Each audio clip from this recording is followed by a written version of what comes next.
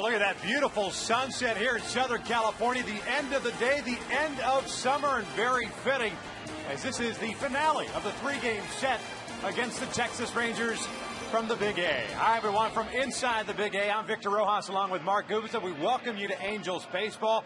And you go back about a month and a half ago and you looked at the calendar looking ahead to this series. You thought, all right, this is the chance for the Halos to make a postseason run. It did not turn out that way. The rotation was set up perfectly. Weaver, Santana, Herron, the first two guys have delivered. Weaver picking up his 13th win on Monday. Irvin Santana, complete game shutout last night. And tonight, the Halos turned the ball over to Dan Herron, looking to keep it rolling. Well, Santana was fantastic last night, finished in that ballgame. Last two innings, 8th and 9th inning, dominant against the Rangers. Dan Herron, on the other hand, has been just as good. This whole pitching staff in general, when you think about what they've done over the last 23 games, 21 of them, 3 earned runs or less. So they've been getting out there doing their job and going deep into ball games. Dan Herron 2-0 in his last 5 starts. Great fastball. His last on his fastball last game against Tampa, which he threw a lot more, 92, 93. The split finger is always going to be there for him. Cut fastball, sinking fastball, curveball, slider. You need all those pitches against the Rangers, and you do have to pitch inside like Irvin did last night. It is the battle of Southern California natives. Dan Herron going up against the left-hander C.J. Wilson. Halos going for the sweep. Sit back and relax. We've got the lineups and first pitch when we return.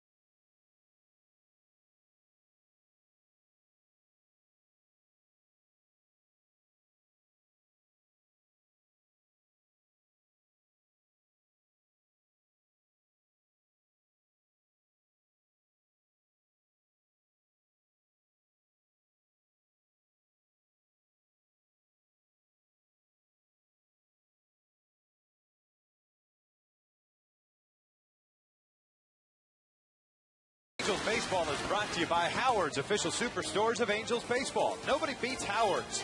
By the fastest growing car company in America, Hyundai. And by Shakey's Pizza. Who has the most leadoff home runs in baseball history? Go to Shakey's.com/trivia. Look at that, from a sunset to the moon. Wow. Only in California. That was a long commercial break, brother. Wow. Ready for some baseball here, the finale of the three-game set between the Rangers and the Halos. And, of course, this presentation of Angels Baseball is brought to you in painstakingly assembled high definition, courtesy of Time Warner Cable. Well, that's got to be awesome. There's no doubt about it. Texas Rangers will have this lineup that Ron Washington is running out there this evening. Ian Kinsler batting leadoff at second base. Michael Young at third. David Murphy in left. Vladimir Guerrero at DH. Jeff Francoeur to start in right field. No Nelson Cruz. Chris Davis back at first. No Mitch Moreland. Matt Frater back behind the plate. Andres Blanco is the shortstop for Elvis Andrus. And batting ninth, playing center field, is Julio Borbon. That starting nine taking on Dan Herron. You see his overall numbers with the Halos, 3-4. With a 3.12 ERA. Well, the impressive thing is his last 5 starts, 2-0 with a 1.59 ERA. Establishing the fastball early in the game, throwing it for strikes and finishing off with secondary pitches. Ian Kinsler batting in the leadoff spot for Elvis Andrus, who has been scuffling of late. Getting the day off, the night off tonight as Herron gets ahead at no balls, 2 strikes. Kinsler last night was 1 for 3. Overall hitting .296, 9 home runs and 45 runs batted in. And the 0-2 from Herron on its way. It's the breaking ball down and away. 1 ball, 2 strikes. Herron coming off a no decision the last time out. That was against the Tampa Bay Rays over the weekend. The lone blemish. It was the game that the Halos dropped over the weekend. That one's down and in, 2-2. But Herron did his job. 3 runs, 3 hits, 7 innings, 10 punch-outs, and 3 walks. 10 strikeouts, matching a season high. He had struck out 10 against the Dodgers back on May 11th. 2-2 pulled foul. That, of course, is a member of the Arizona Diamondbacks. You look up once again, Dan Herron over 200 innings, over 215 innings again for the 6th consecutive season. Well, he had unbelievable stuff down there in Tampa. You mentioned those 10 strikeouts. A great fastball. He was throwing 92, 93. That's fouled back. Count remains at 2 balls, 2 strikes. The Rangers have been scuffling here on this road trip. They're on a 10-game stretch. They lost 2 of 3 to the Seattle Mariners over last weekend and lost the first 2 here. Losers of 3 in a row. Did pick up a game in their magic number. This ball is fouled back. Oakland lost in the 9th inning to the Chicago White Sox, thus lowering the Rangers' magic number from 6 to 5.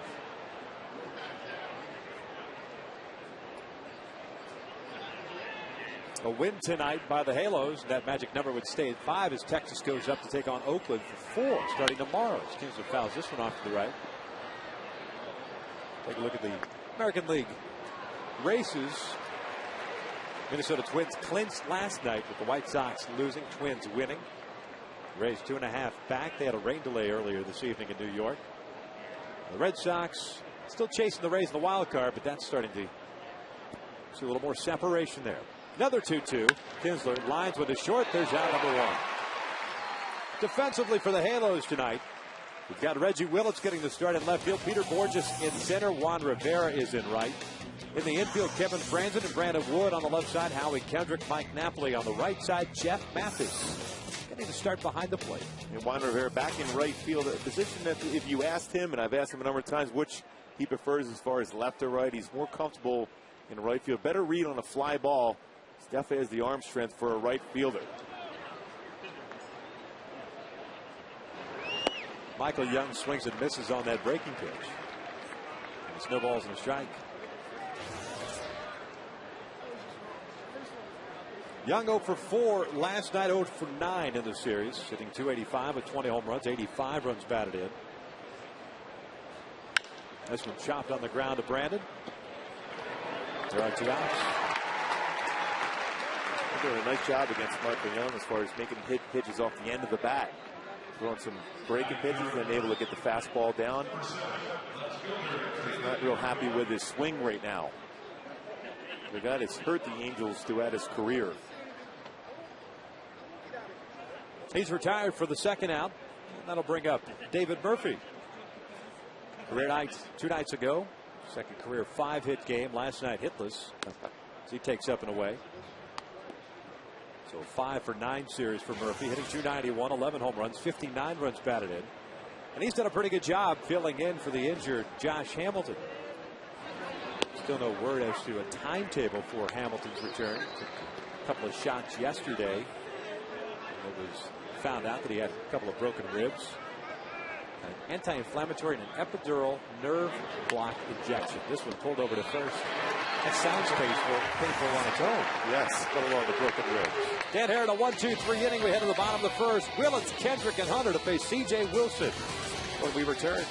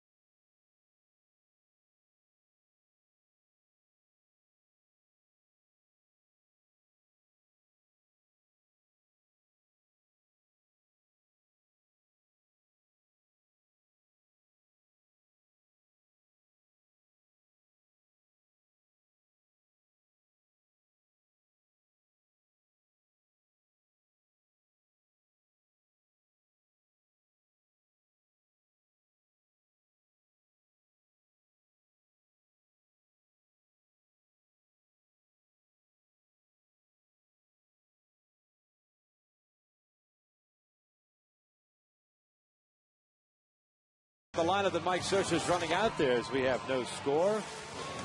Good looking baby. See if he improves the lineup. Absolutely. Reggie Willis leading things off in left field. Howie Kendrick at second base. Torrey Hunter at the DH tonight. Mike Napoli at first. Juan Rivera getting to start in right field. Kevin Franzen for the injured Alberto Callasco at third base. Jeff Mathis doing the catching with Brandon Wood playing shortstop. Peter Borges batting ninth playing center field. Taking on the left-hander C.J. Wilson, who's had one heck of a season for the Texas Rangers, a 14-game winner. Boy, 14 game, 3 complete games in his 30 starts. Also, very good ERA, 3.21, but opponent's batting average only 2.14 against him. Very good fastball from the left side, 90 to 94. A slider and a very good changeup. Very susceptible, though, to the stolen base for a left-handed pitcher. So look for the Angels if they get base runners that try to expose the fact that he's pretty slow to the plate. Reggie Willis hitting .260. 8 runs batted in. Takes down low for ball one.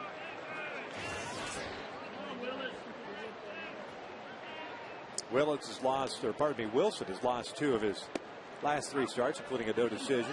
Took the loss against Seattle, even though he pitched well, giving up 2 runs in 8 innings.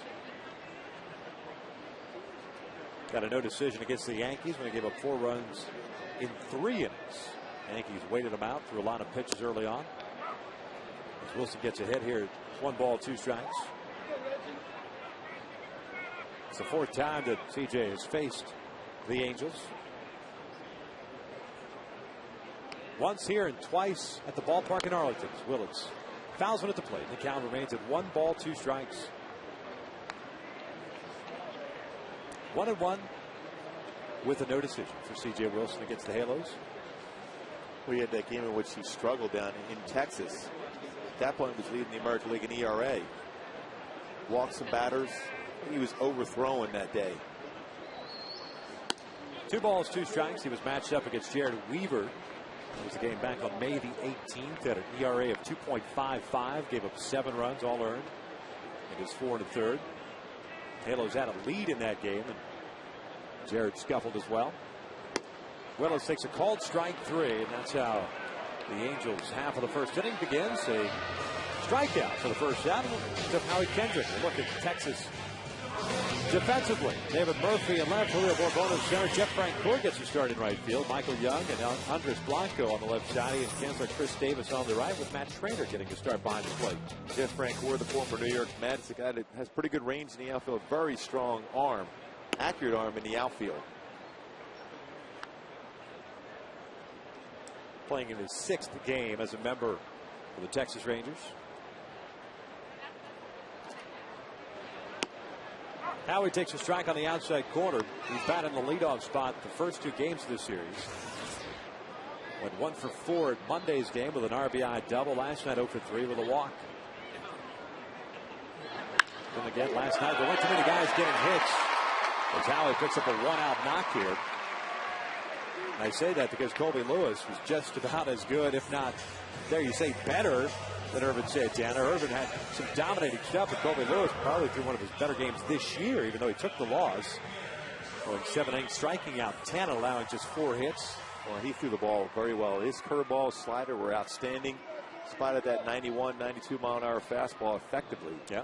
You go back to the way the Halos scored last night. If Borbon plays the carom that Conger hit off the right center field wall and keeps Conger to a double, perhaps it's a scoreless inning for the Halos. And if Mitch Moreland makes a throw to the plate, perhaps it's a scoreless inning for the Halos. But as it goes, that's why you play all 9 innings. Play all the outs. That's why you can never assume anything. And a big old hang with it. No balls and a strike here on Torrey as now he gets back. The one thing that C.J. Wilson did do in his last start was not hold runners very well. He gave up 5 stolen bases to Seattle. Yeah, 21 on the season. That's a high total for a left-handed pitcher. Generally, base stealers don't even make the attempts against lefties. Breaking ball catches the outside corner, and it's no balls, 2 strikes. Torrey, a glance back to Mike DeMuro. He's calling the balls and strikes this evening. He's showing a pretty good size strike zone on the outer half of the plate. Tim Welke at first, Jim Reynolds at second, Bill Welke across the diamond from his brother at third base.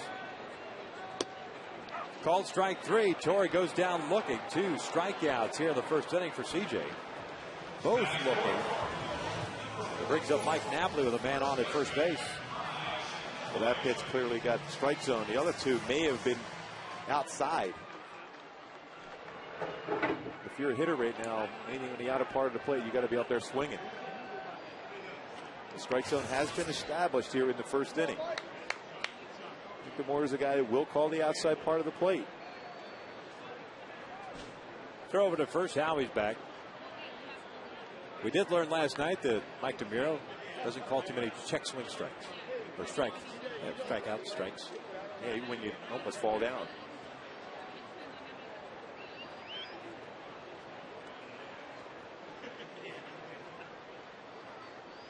Napoli swinging through that first pitch. Mike 1 for 3 last night, hitting .245 on the season. And what you learn from C.J. Wilson is similar to what you see at Cliff Lee. They will throw a lot of fastballs on the outside corner. Yep. So you have to look out over the plate and drive the ball to right center field. This lineup loaded with right-handed batters against them. Lefties struggle completely. 149 with no home runs against C.J. Wilson.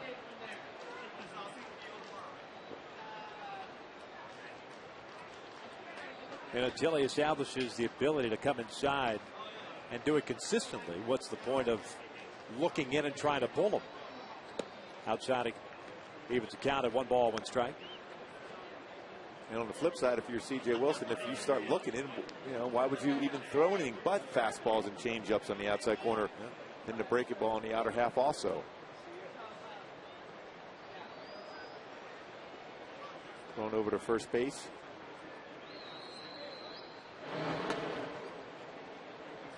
He's definitely conscious of the fact he gave up those 5 stolen bases that last time out. More throws over the first, trying to quicken this slide step to home plate.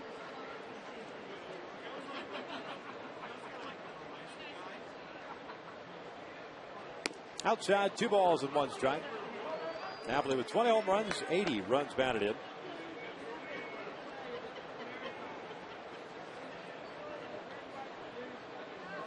Sorry, 25 home runs, 66 runs batted in. That's what I get for assuming someone else in that role behind Torrey Hunter. And it's a 2-ball, 2-strike count. Oh, he'll help you out right here, Mike. Now hit a nice little gapper for you. Yeah, Hideki's not in the lineup. But he wanted to be. So you thought it was a good idea. In spirit, I wrote his numbers down as Napoli fouls that one at the plate. He's had some good mojo going of late. And he was running the bases extremely well for Matsui last night. Contact. Tagged up on the fly ball to Nelson Cruz with that strong arm in right field.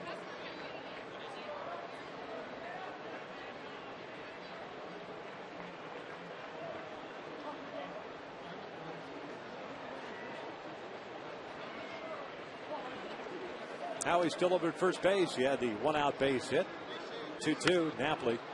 It's a fly ball down the right field line. Jeff Francoeur coming over. And he'll make the catch to end the bottom of the first inning. No runs ahead, 1 left on, 1 complete here at the Big A. We are scoreless.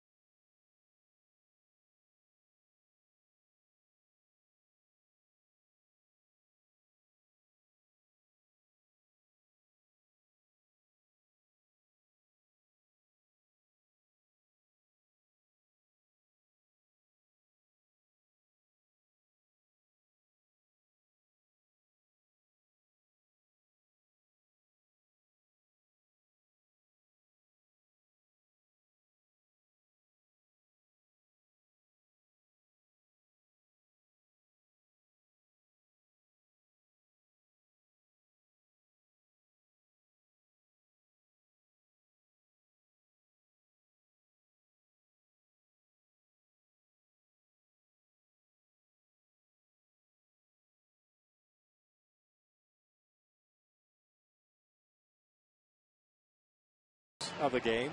On this date back in 1977, the Angels were no hit for the first time in team history by Bert Blyleven.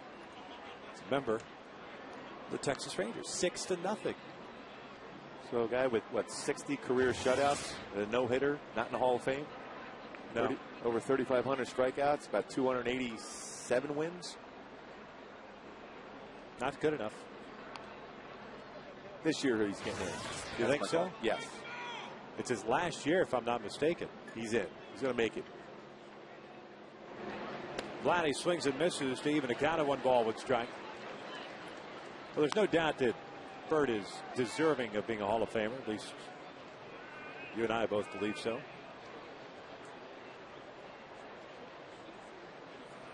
He had 7 strikeouts and 1 walk in that no-hitter. Lined over to short. Brandon jumps up, makes the catch, robbing Vladdy of a base hit. There's the first out. Off the end of the bat. Brandon had to time his jump. It's one of those balls that's not hit particularly hard. And he had to time it and make the play. Vlad's got that good plate coverage. But as a pitcher, if you get him to swing off balance like that, you got a good chance of getting him out, and that's what they did. There's Jeff Francoeur grounding one to short on the first pitch. Brandon's got it. There's out number 2. Looking at that lineup that the Angels, the then California Angels, ran out there. Thad Bosley. Thad Bosley. Yeah, big Thad Bosley. Former Royals. Dave Chalk at second. Kenny Landreau. Sweet swinging. Yes. Kenny Landreau in center. Bobby Bonds at DH. Don Baylor in right. Mario Guerrero at shortstop. Ron Jackson at third. Willie Mays Aikens. Willie Mays at first base. Well, he had a great run through the World Series for the Royals against the Phillies, though, when he's a member of the Kansas City team. So thankful, too, for, you see the old logo there, for the experiment that Willie Aikens ran on me back in 1980. Winter ball in Puerto Rico. Chris Davis takes out Santos, 2 balls and no strikes. It's the first time I tried chewing tobacco, and Willie Mays Aikens just said, hey, Victor, it's no big deal. Just take this chew, you wrap it up in a ball, then take some bazooka bubble gum, wrap it up, you're all set. Davis lines one to the alley in right center field, and Rivera's going to play this one off the wall. Davis heading to second base. He's in there with a 2-out double. First hit of the game for Texas. 9th double of the year for Davis. So that turned out well? No, I actually spent the game in the trainer's office after yakking for about 30 minutes. Head spinning. And I will never forget Willie Aikens because of that. Santurce, Puerto Rico. Yeah, he was definitely a character. Yeah. There's no doubt about it. He enjoyed the game when he played. He had fun, especially at the expense of younger players too. He was in Kansas City there when I first came up. Yeah, he was. Or at the expense of sons of their managers. It's never a good thing. Like a bullseye on your back. And be sure to visit farmers.com today to hear more true stories from Farmers customers and to find a SoCal agent near you. 0-1 pitch to Trainer. Grounds this one weakly to second base. Howie's got it. That should end the inning, and it does. 2-out double by Chris Davis is stranded at second. We head to the bottom of the second here at the Big A, and still scoreless.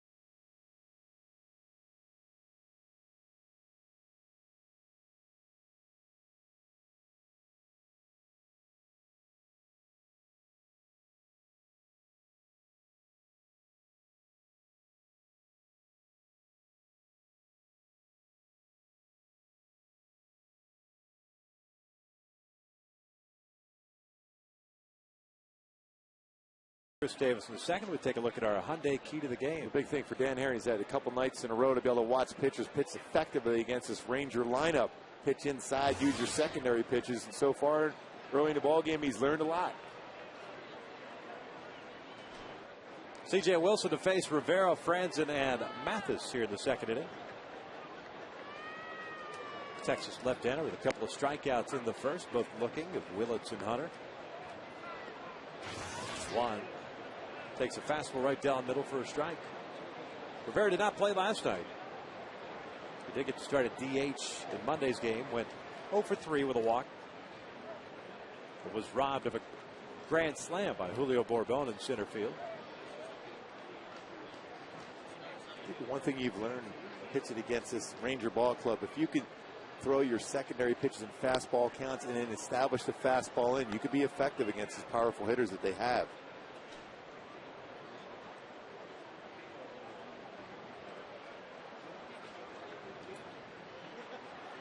Count is even at 1 ball, 1 strike. Well, a long look in for Wilson here with a 1-1 count, nobody on. A huge assortment of pitches for Wilson.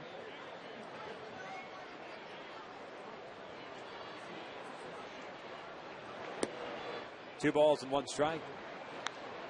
Matt Trainer getting to start back behind the plate. Benji on the bench. Lena had to start last night. Did a nice job of calling that game for Colby Lewis.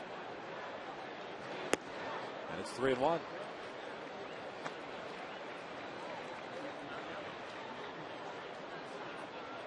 Wilson had a stretch from mid-August through the end of the month, in which he had 4 consecutive victories against Boston, Baltimore, Minnesota, and Kansas City. Including one game in which he struck out 12. That was against the Orioles. 3-1 pitches down low, and that's a leadoff walk. Second base run of the game for the Angels. That'll bring up Kevin France. Hey, fans, come out to Angel Stadium home plate gate this Friday, September 24th, between 5 and 7 p.m. This will mark the official start to the year-long Angels Baseball 50th anniversary celebration. M830 and Fox Sports West will be conducting interviews with current and former Angels, and the official 50th anniversary logo will be revealed. Don't miss out. Make your plans to be with us on Friday. It's the first game of a 3-game series against the visiting Chicago White Sox. And Ozzie Guillen would like a contract extension. That's what he heard. That's what I just heard. Yeah. Kevin Franz takes down low for ball 1. Ozzie is signed through next year. There was some problems throughout the summer, allegedly, between Ozzie and a member of the front office that is his boss. I won't name names. It's Franz that lifts the fly ball to left. And Murphy will make the catch, and there's down number 1. And the reality, he won a world championship as the manager of that club, and he had him playing very well for a long stretch this season. They started off slow, and they got extremely hot, got back in the race, make a deal to get Manny Ramirez to help out their offense. The pitching staff is very solid, but the back end of their bullpen with Bobby Jenks getting hurt for a while and J.J. Putz, I think that's what set them back. I mean, they were dominant there for about a 35 to 40 game stretch. They've got a fine at left-hander Matt Thornton, fireballer Sergio Santos, a former one-time first-round pick of the Diamondbacks, as a shortstop who's now a converted reliever. Probably has the stuff to close. Can rush it up there a little bit. But they're in town beginning on Friday for a 3-game set here at the Big A. The 0-1 to Mathis. He swings and loops from the air to shallow left field. Murphy's coming on, and he'll make the ground for the second out. The White Sox certainly have some fan favorites for the Angels. They got A.J. Brzezinski and Manny Ramirez, 2 guys that fans love here. Yeah. So for that reason alone, I guess, come out. Got to. Enjoy the chorus of boos, maybe? Yeah, maybe. If you're into that kind of thing. I grew up doing that, so yes. Must be an East Coast thing. In the Midwest, we just love everybody. No question. Here's Stormin Norman, our stats guru, just dropped an amen when I said that. See? Upper Midwest guy. Yep.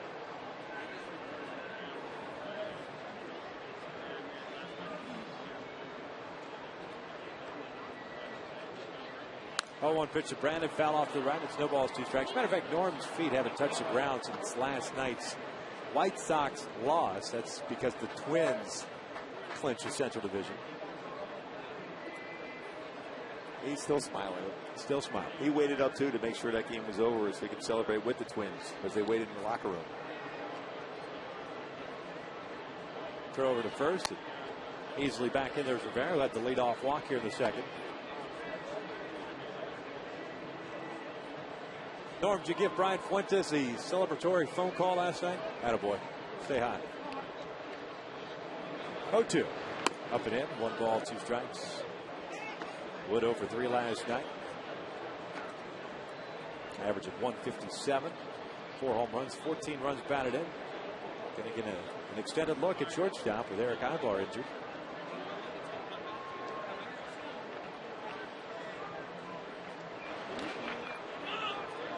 Nice block by Trainer, keeping the ball in front of him. The count even to 2 balls, 2 strikes. He put that fastball up and then try to get him swinging that changeup off the outside corner. And he'll show a fastball in, but he's not trying to get you out consistently inside. He wants to throw the fastball away, back it up with the changeup away.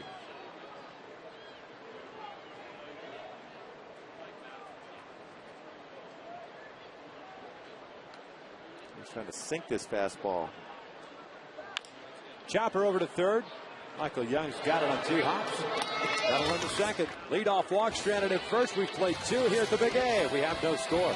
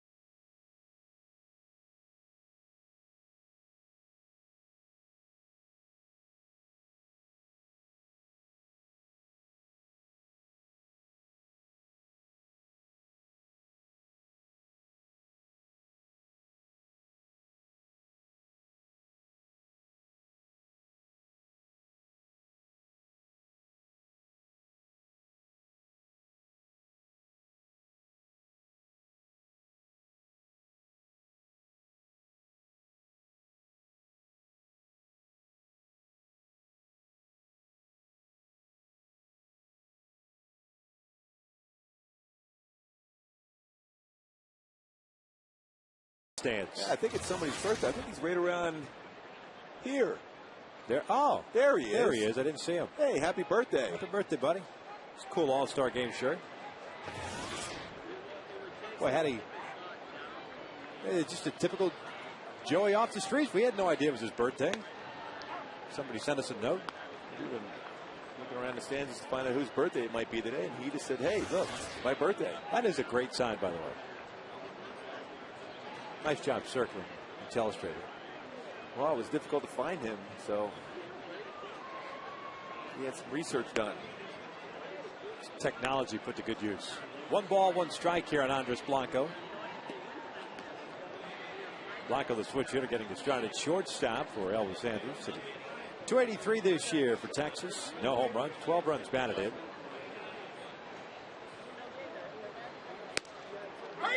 And it is 1-2. I still think when you look at Dan Herron, it's underrated the fact that he has such good deception. That slight pause over the pitching rubber throws the timing off of hitters. They have to try to stay back. Hitters are all back getting their timing going towards the plate. If you can throw it off just enough, you can get some bad swings against them.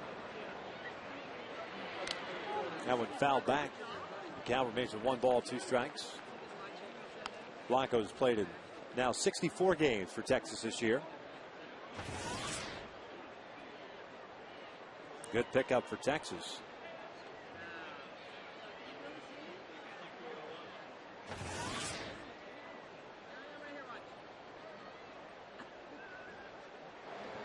One-two foul back. And I say that because the Rangers had signed Khalil Green, if you remember, back during the offseason. He was going to be their bench guy to play shortstop, play some third, could play some second base.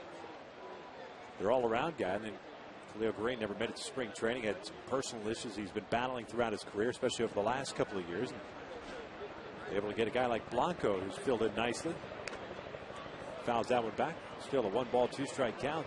That's the one thing, though. Those bench players become such an important roles to a club when you try to make that run to the postseason. Because inevitably you're going to lose some players, some star players for games during the year, and then some off days. But if guys fill in, and if you have a manager that plays all those guys, it makes it feel important to the club. They could be very effective for you.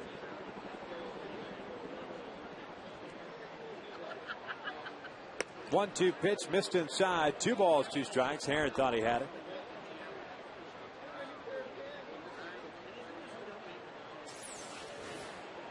It might have been just off the inside corner. And 92 just off there. Moore has shown he will give the outside corner. Count remains at 2 balls, 2 strikes. Well, the Blanco move worked for Texas. Cliff Lee deal, even though he had that issue with his back where he scuffled for a couple starts. That seems to have worked out very well for Texas. If they continue on and clinch, go to the postseason, that will set them up for the postseason, at least twice in a short series. Blanco out toward right center field. Borges giving chase, still going back there. And at the wall, he'll make the catch for the first out.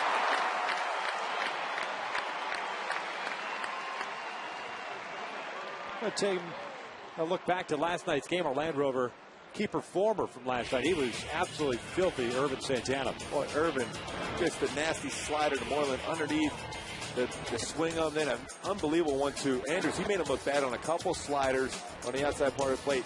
9 shutout innings. 16 wins since May 15th, tying with C.C. Sabathia and Trevor Cahill as far as been that good and that kind of a role he's been on. Bourbon takes down low, and it's 1 ball, no strikes. Yeah, we kind of talked about in the pregame about what he did in the 8th inning, and then of course Mike Socha said without hesitation he was putting him back out there in the 9th, and he just responded a 1-2-3 9th inning. 2-0. George Walden had gotten up in the 8th inning just in case, but didn't need him.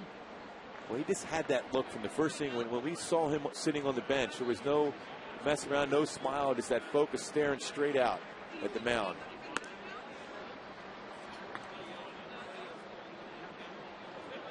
Aaron falling behind on Bourbon at 3-0.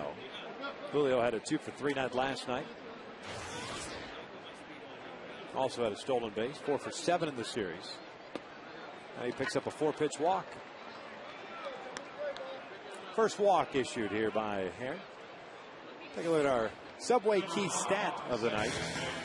A late season surge for the starting pitchers for the Halos. Well, that's why they've pitched so well their last 23 games. 21 they've allowed 3 earned runs or less. Garrett Weaver in his last 5 starts under 2. Dan Herron under 2. Mike Butcher's done a nice job as far as even in the bullpen sessions, that the stressing of throwing first pitch strike. You know, he's been working hard. Obviously, guys down in the bullpen being more effective as far as that. But the guys in the starting rotation, even Scott Kazmier's been doing very well. 3.86 in his last 5 starts as far as throwing strikes. Franz into the backhand, fires it into right field. Now will allow Bourbon to get to third. Franz had no real chance to get Bourbon. His play should have been at first base after coming up with that backhand, take the out. But instead, there's 1 out and 2 men on in the corners here for Michael Young. Backhand play. My friends, but didn't get himself a good throwing position and threw that one wide to second base. Tough play, tough hop. You're right, the play's at first because Kinsler didn't get out of the batter's box real well either. Had a chance to get him at first.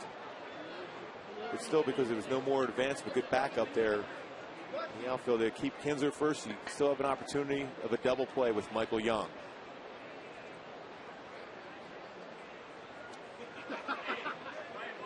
Kinsler with 13 stolen bases on the year. Young hits a fly ball to left center, and that error is going to cost the Angels. Bourbon's going to tag. And Texas is up 1-0.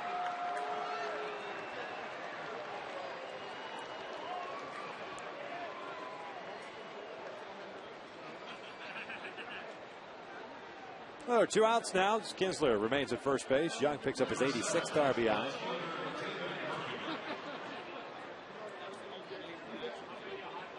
And here's David Murphy. Grounded out to Mike Napoli at first base in his first at-bat. He's 0 for 1.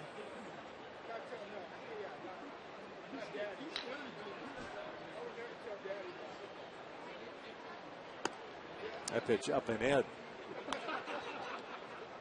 The Rangers still 0 for 12. Their last 12 ABs. With men in scoring position. Sac fly doesn't count against an at-bat. or as an at-bat, I should say.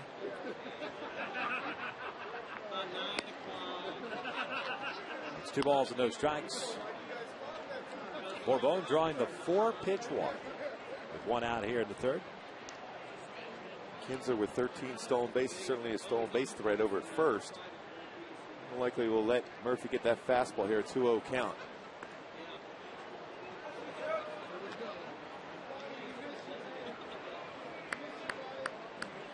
Mathis going out there for a moment.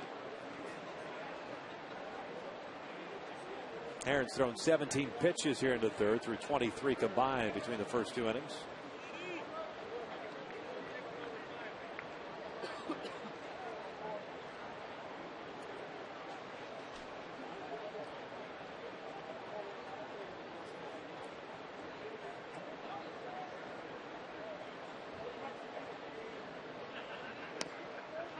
Strike on the outside corner.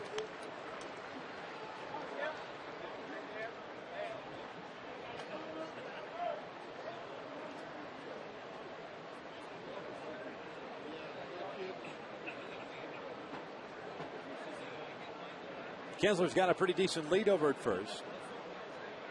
Looked like he wanted to take off. There's Murphy. Chops one on the ground on the right side. Nice play by Kendrick going to his left. That will end the inning. But Texas strikes first. They get a run. No hits, and Aaron, they leave a man on. We to the bottom of the 3rd. With the Rangers up 1-0.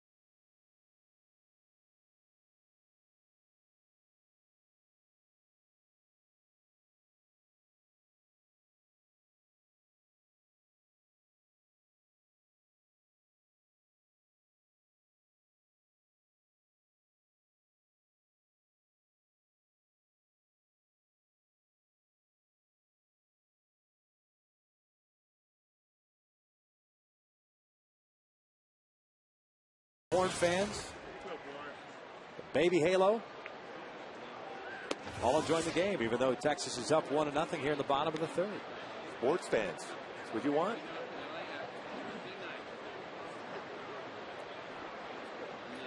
That summed it up right there. Sports fans. Borges dribbling this one foul up the 3rd base line. It's 1 ball and strike.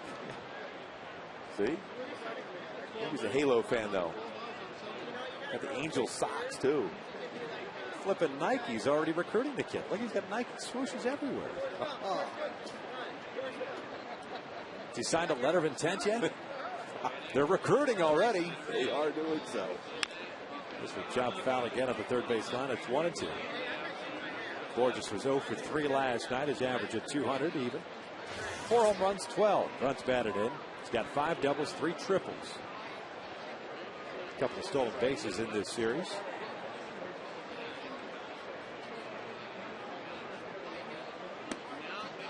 Two balls, 2 strikes.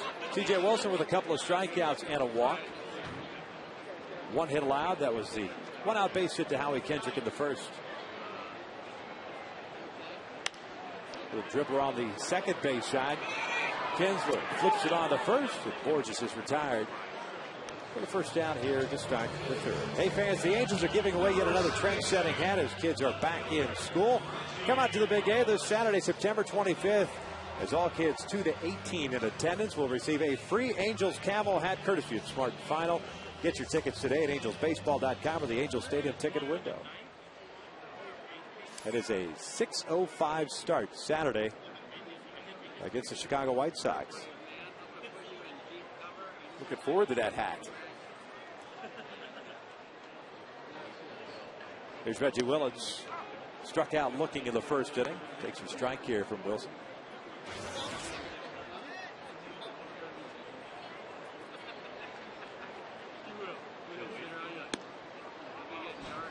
County was at 1 ball, 1 strike.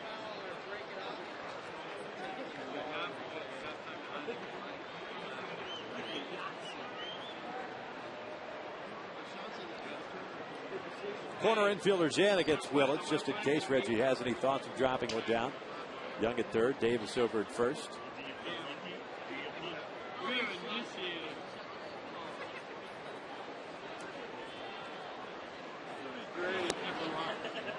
It's 2 balls and a strike. Reggie now 0 for his last 15.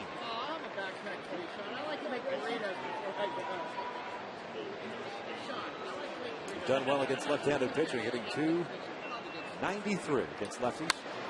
Shoots out with foul to the Rangers dugout. It's 2 balls, 2 strikes. Nelson Cruz thought he was getting the day off. It kind of looked like it's the way they talked about it, right in the rib area.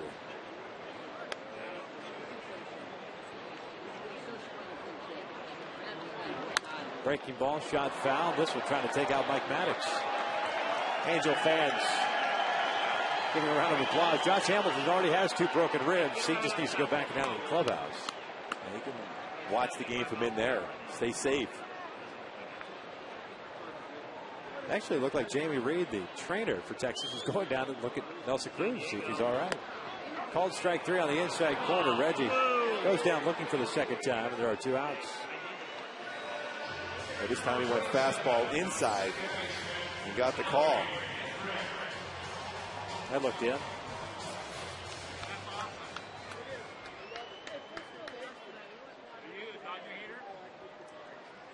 I mean, Wilson's not going to walk a whole lot of guys. So if you're going up there with the mindset of, I'm going to try to get a base on balls, you're hard pressed. Yeah, he seems to be a guy, when he does walk somebody, it's going to be on 4 pitches, 5 pitches. It's not going to be where he's going to throw a strike, a ball, and you got to work it into a walk. He's around the strike zone. He stays on the outer half, will show inside, and then use the changeup. That pitch is missing inside. It's 1 ball, 1 strike. Wilson is at about 2 to 1 in the strikeout to walk ratio department. We got 3 punch outs in this one, 1 walk. Howie 1 for 1 with that base hit in the first inning. Went around to the breaking ball, and it's 1-2.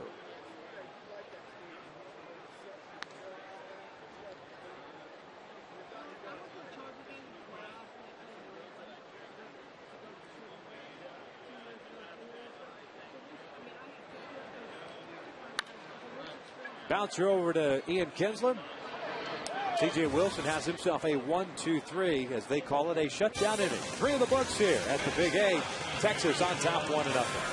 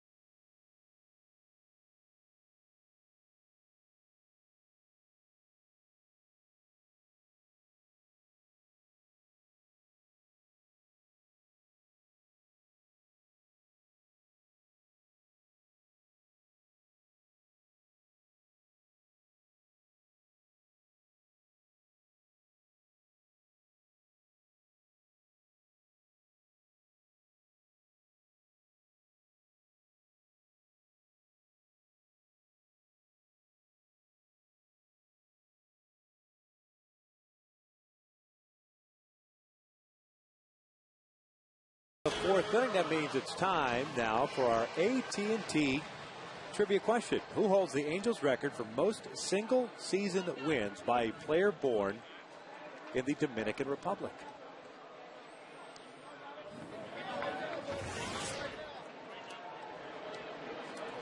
It's not Jack Zorco. Bartola Colon. This one looped on the first base shot. Napoli runs out of room, and it's no balls in a strike here on Vladimir Guerrero.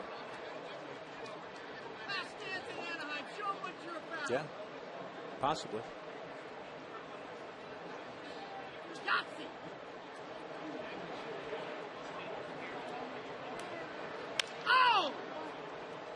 Howie's got this one. Vladdy is retired for the first out. Guerrero had lined down to Brandon in the second inning. So 0 for 2.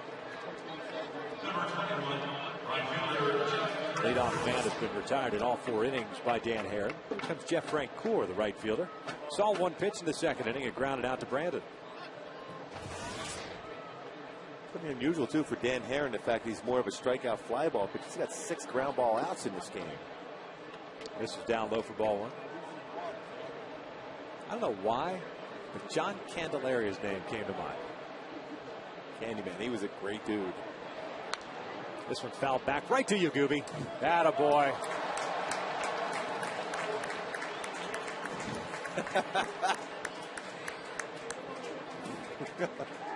Now toss it down. I'm going to probably drill somebody. Fire it downstairs. That was right at your chest, man. Yes, it was. What new? Another line drive back at me.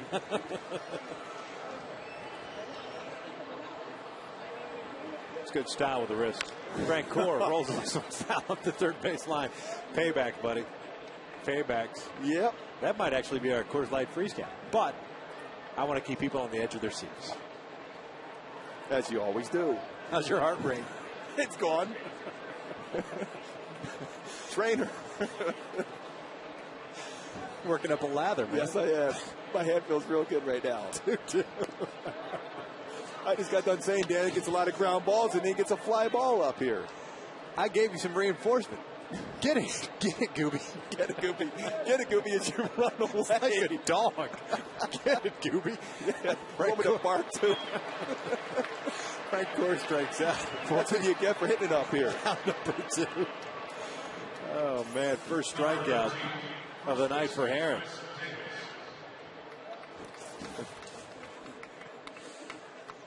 I'm here to entertain you, Victor. Mission accomplished.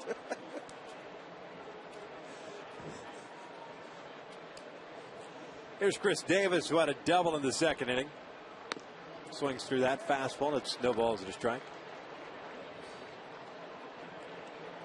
Davis just might be getting some more playing time with the struggles that Mitch Moreland has had both offensively and defensively. The pitch catches the inside corner, 2-2. And even though Davis scuffled in the big leagues, did go back down to the minor leagues at AAA and put up some pretty good numbers. He had a monster home run a couple of nights ago as a pinch hitter. Struck out last night as a pinch hitter. Getting to start today as he reaches for this one. Brandon's got it from behind the bag at second, and that will end the inning. A 1-2-3 inning for Dan Herron. We head to the bottom of the 4th. Rangers on top 1-0.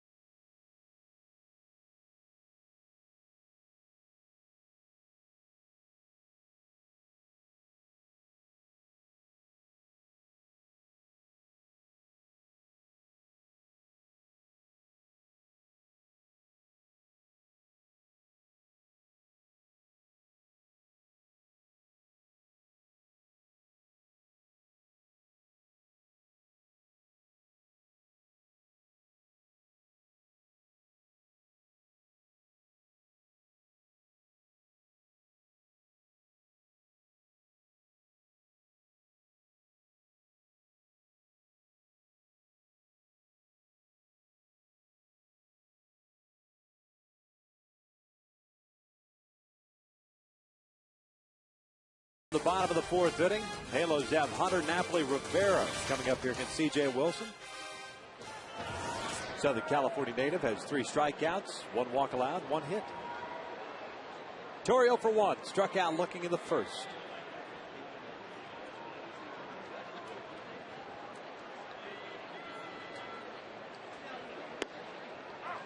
Kind of like last night, both teams low totals in the hit column. Texas ended up with 5, the Angels with 4 tonight. Both teams with just 1 hit. And the run scoring tonight for Texas very similar to that of last night for the Angels. Hideki Matsui won. His time was called apparently. C.J. Wilson started his windup. Aaron walked Julio Borbon on 4 pitches. Ian Kinsler, the ground ball to third base. But Kevin Franzen fired into right field, allowed Borbon to get to third, and then Michael Young had to sac fly.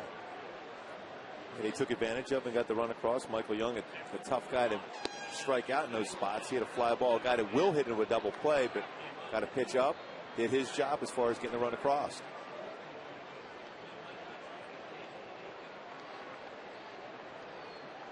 Two balls and a strike here on Torrey. Boy, CJ very deliberate all of a sudden. I was going to say that. I don't remember him being as deliberate as we've seen so far. In this game, anyway. The pitch is down and in. 3 balls and 1 strike. I mean, sometimes, whether you're a hitter or you're a pitcher, you worry and think about your mechanics too much instead of just, grabbing the baseball and letting it go. Yeah. I mean, you've thrown enough during the season. You've had your bullpen sessions in between starts. You really don't have to worry necessarily about, is my front shoulder opening up? Where you land on the mound is going to dictate what your mechanics are looking at, like in that particular point of the game. That one fouled off the right shoulder of Matt Trainer. Mike DeMuro will walk the baseball out there.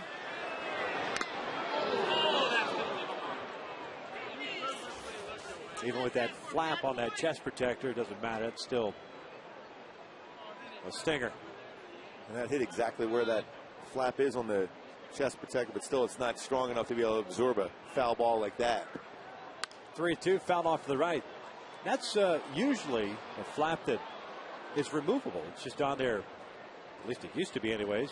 Velcro. Guys opt sometimes not to use it because it affects their range of motion as far as throwing the baseball down to second base. But obviously at least it provides you some cushion on a foul ball. Momentarily. Torrey rolls this one foul. The count remains full.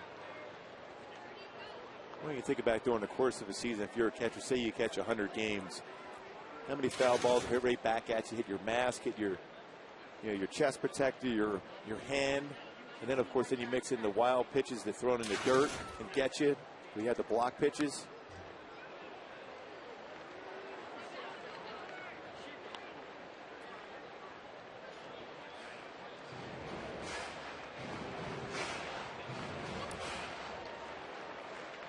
Good battle here between Torrey and C.J. Wilson. Wilson at 55 pitches, 35 for strikes. And Torrey works the leadoff walk. Second walk issued by C.J., both coming in the leadoff variety. Juan Rivera had one in the second. He was stranded at first base. Go back to our AT&T trivia question. Who holds the Angels record for most single-season wins by a player born in the Dominican Republic? Of course, Bartolo Colon, 21 wins. Cy Young Award winner, 2005. Talk about a guy with a great fastball. And he could throw that about 90 to 95% as far as during the course of the game. Occasional break a pitch and change up, but he liked that fastball and elevated that fastball very well. Bartolo finished up last year with the White Sox, getting 12 starts there. Not pitching in the big leagues this year. So the first, Torrey's back. Napoli hit a fly ball to right to end the first inning, so he's 0 for 1.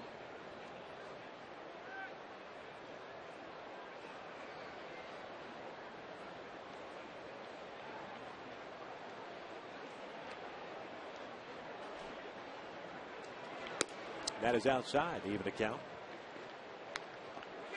think when you look at C.J. Wilson, though, when he is not in the strike zone, that can affect him. You can see this by his mannerisms when he's not perfect as far as following through over that front leg, and that's when you got to take advantage of if you're a hitter. It's that little negative thought going through your mind as a pitcher. If you're not comfortable on the mound, that's when you're apt to make mistakes, and that's why you got to take advantage of it right now.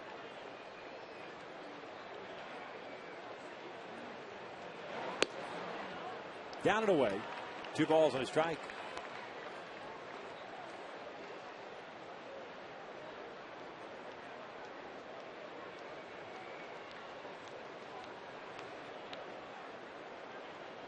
Wilson's a guy that's worked deep into games for Texas throughout the year.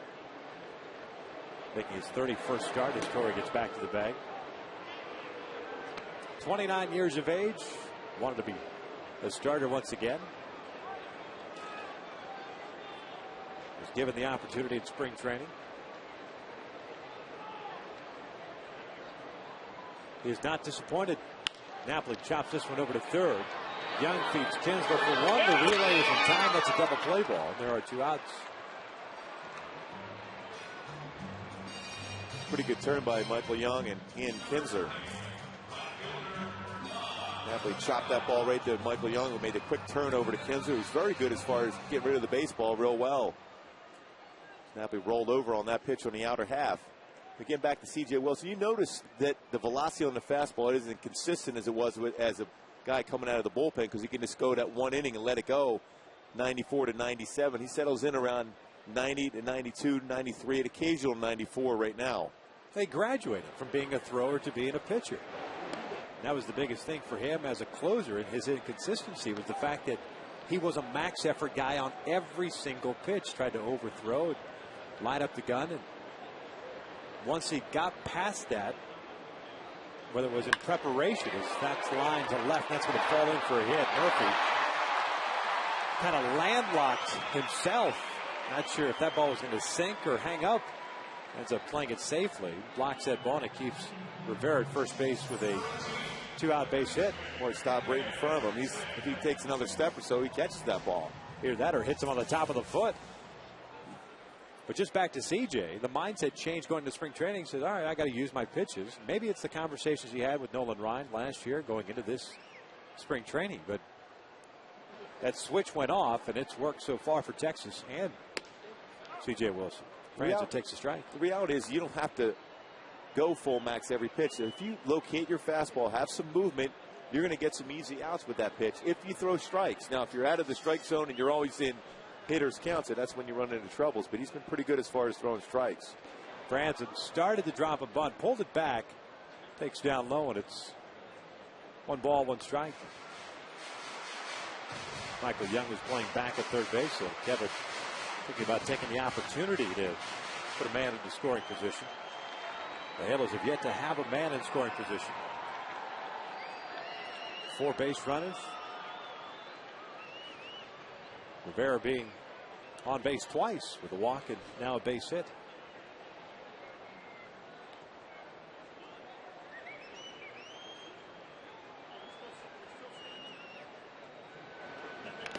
Off the end of the bat, cued foul. 1-2. Franzen 0 for 1 with a fly ball to left field. He picked up his 14th RBI with a ground out yesterday. Franzen usually pretty good as far as hitting the ball to right field. He's going to have to do so in that slow changeup and fastball on the outer half.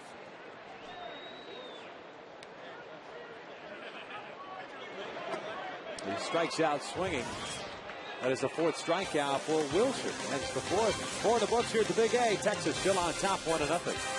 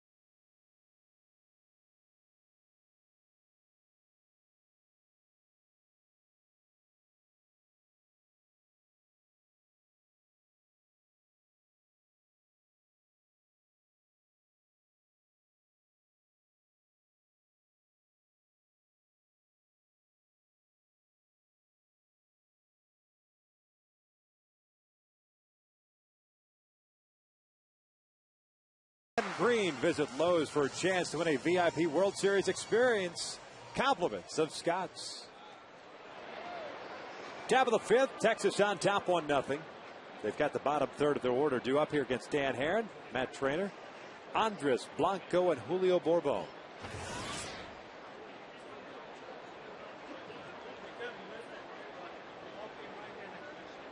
Trainer 0 for 1, grounded out to Howie Kenter in his first plate appearance.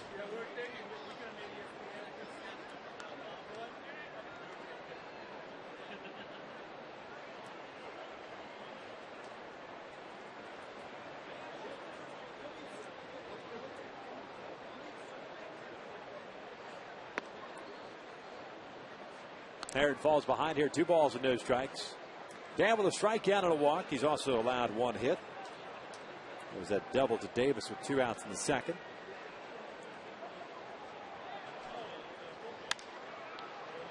Fly ball to right center. Borges and Rivera. It's Borges calling off one. And gonna make the catch for the first down. And that's the ability to be able to throw a secondary pitch when you're behind in the count, a hitter's count. So key against this Ranger club. Love to hit the fastball. But if you could throw your curveball, your slider, split finger fastball for a strike in those counts, to be effective against them. And then you can throw that fastball inside and get him out. Well, Blanco steps in here with 1 out, nobody on. Blanco hit a drive out toward right center field in his first plate appearance. Lines this one toward the middle. Brandon Wood from behind second base. The spin throw, and they get the out at first. 2 away. Well, Brandon's been very busy at shortstop. Couple line drive outs, 4 ground ball outs. What a play. Great range. Strong, accurate throw over the first base. Nice job by Brandon.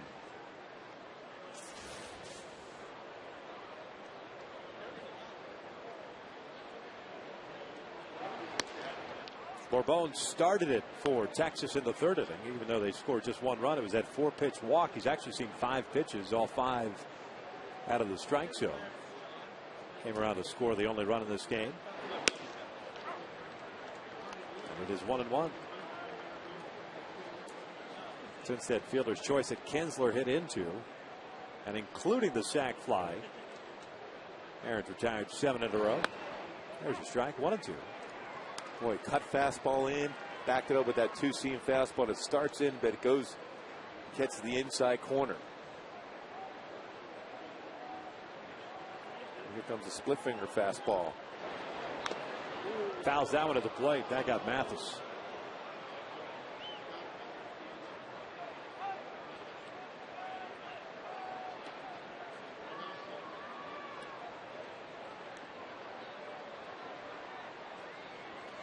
Rick Smith, Mike Scioscia coming out. Scioscia knows all about that too, especially when you're a catcher. You put down the sign for a split finger fastball. You're already in position to try to block it down in the dirt, and you lean up, and then the foul ball gets you right in the leg.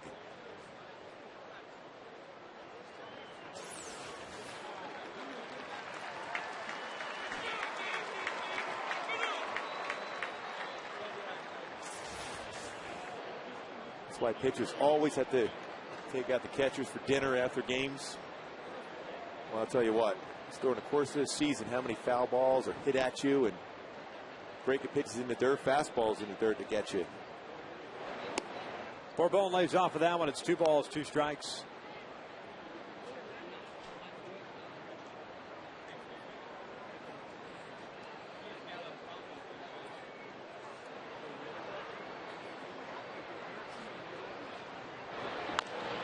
This one shot foul. Count still at 2-2. Top of the order, and Ian Kinsler on deck.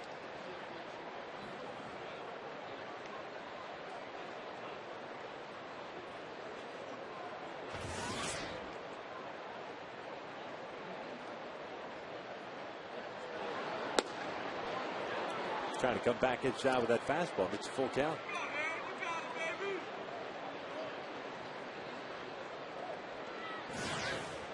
There's Kinsler, 0 for 2 games so far. A line out in the fielder's choice. And a payoff pitch to Bourbon. A little foul at the first base line. That went into the camera well.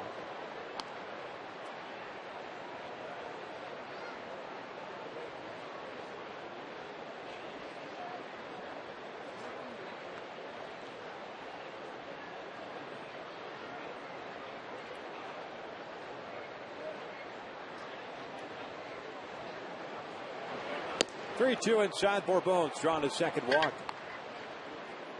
Aaron very careful with Bourbon. With 2 outs, there's a speedy man at first base for Ian Kinsler. Hey, folks, the final Wells Fargo Big Bang Friday of the 2010 season takes place this Friday, the 24th. The Halos taking on the Chicago White Sox. Come out to the Big A for the spectacular post-game fireworks after the game. Purchase your tickets today at angelsbaseball.com. The Angels Stadium ticket window.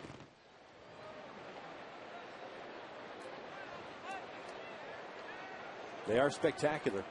Incredible. Legendary. Aaron stepping off there.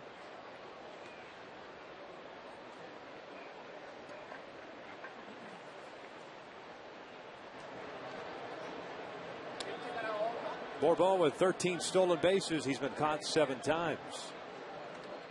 Pretty good lead at first base. Kinsler takes a strike. Dan Herron's a guy that will utilize that slide step. Very quick to the plate. Doesn't allow many stolen bases. With his ability to be able to hold the baseball, quick to the plate, and successful as far as slowing down a running game against him. So that is 3 stolen bases. 2 base stealers have been caught with him on the mound. Pitch out, almost catches the outside corner. The snap thrown out in time.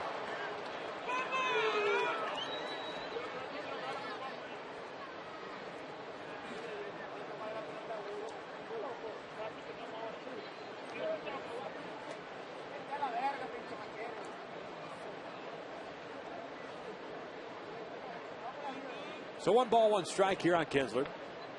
2 outs at Bourbon at first. 1-0 Texas. They got a run in the 3rd inning.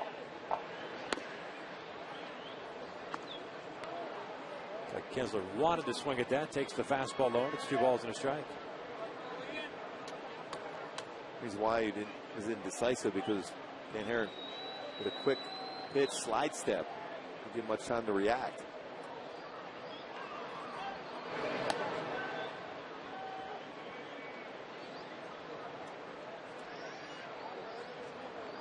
Bourbon talking things over with Gary Pettis, the first base coach for Texas. Like most first base coaches, with a stopwatch over there. Kinsler yanking that one foul. It's 2-2. And also, maybe he has a better look at Dan Herron to see what he's going to be doing as far as what the movement's going to be the first base, what it's going to be the home. Gary Pettis, one of the better base stealers the game has seen as far as getting good jumps and reading pitchers. So it's valuable to have a first base coach like that. They can tell you exactly what to look for as far as getting that good jump. Gary, the one guy that has been with Ron Washington since he took over as manager of the Texas Rangers. There's been some overhauling of that coaching staff. 2-2. Outside, full count. That means Bourbon's going to be off the pitch. Michael Young on deck. Napoli will play just behind Bourbon.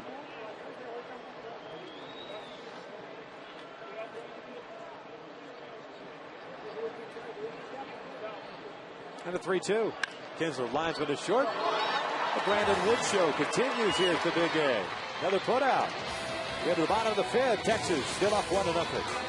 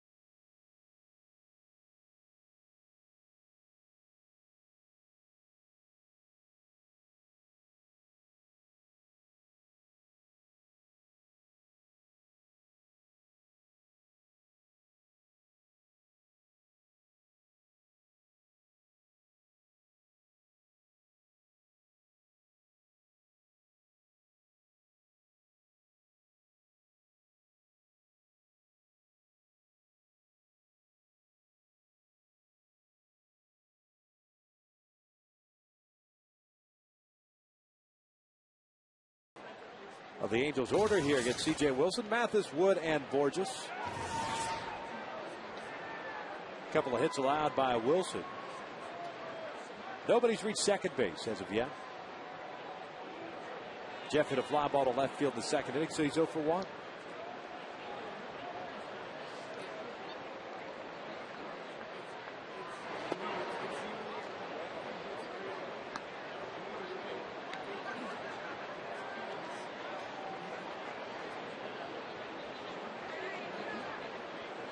One 0 pitch. Strike. 1-1. Mathis is wondering if that pitch was low.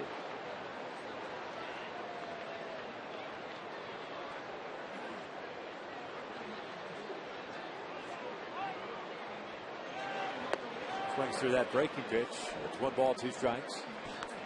Well, CJ does a good job as far as staying down in that plane, right around knee level, whether it's inside or outside. Very difficult to hit a home run. He's only allowed 8 home runs on the season, none against left-handed batters.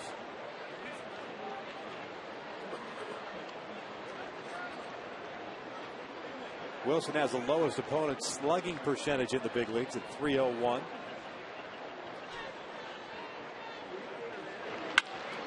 This one's rolled over to short. Blanco's got it. Mathis retired for the first down. As a matter of fact, that could be the lowest in the American League race. In the American League, I should say, since Boston. Pedro Martinez had a .259 slugging percentage back in 2000. Hey, folks, Fan Appreciation Day takes place this Sunday, September 26th. The Angels would like to thank you, the fans, for all your support in 2010. All fans in attendance will automatically be entered to win great prizes from all sorts of folks. PoolTableExperts.com, Sundance Spas of Orange County, Yokohama, John Lovitz Comedy Club, Dave & Buster's, Prime Cut, San Diego Zoo. Too many to even name on one broadcast. Purchase your tickets at angelsbaseball.com. Amazing how many. It's Fan Appreciation Day. We appreciate the fans. No question. We're 3 million plus again this season.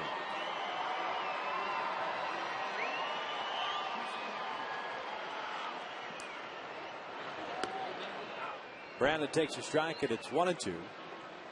He grounded out to Michael Young to end the second. He's 0 for 1. He's been busy at shortstop tonight. He swings through that one. He goes down swinging for out number 2. Seven times the baseball has found him on defense already. We are in the bottom of the 5th. The strikeout of Brandon, the 5th for C.J. Wilson, to go with 2 walks. And Peter Borges steps in. He led off the 3rd inning by grounding out to Kinsler. So he's 0 for 1.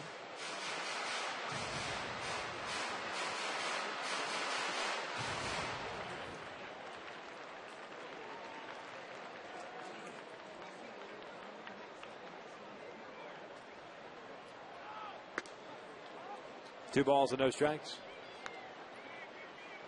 Young at third base on the grass. Davis just about even with the bag at first.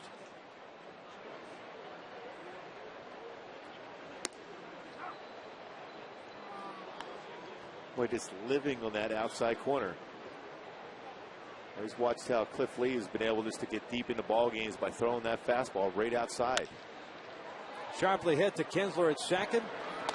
The Halos go down in order to end the 5th. 5 in the books. Texas still on top by the score of 1-0.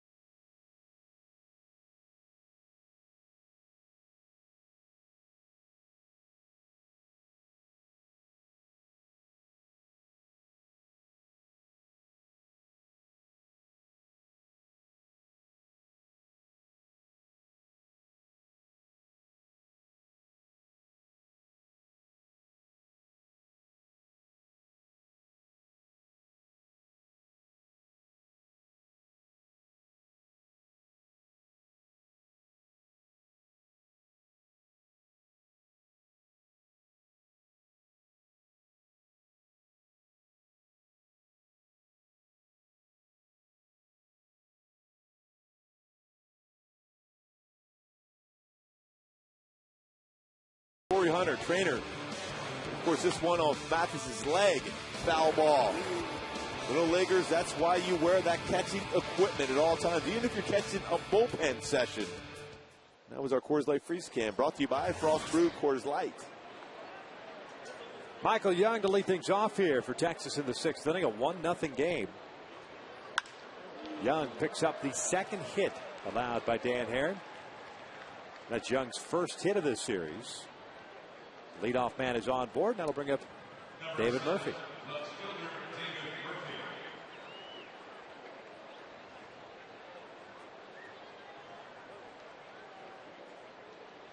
Murphy 0 for 2 with a ground ball to first, a ground ball to second. Haren with 1 strikeout, 2 walks, both walks going to Julio Bourbon.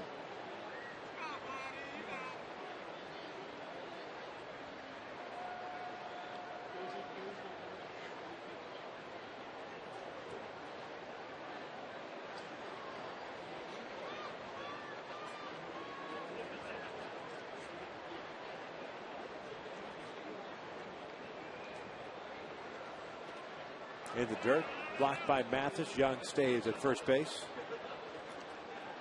What a nice job by Jeff Mathis to be able to keep that ball from getting far away from him.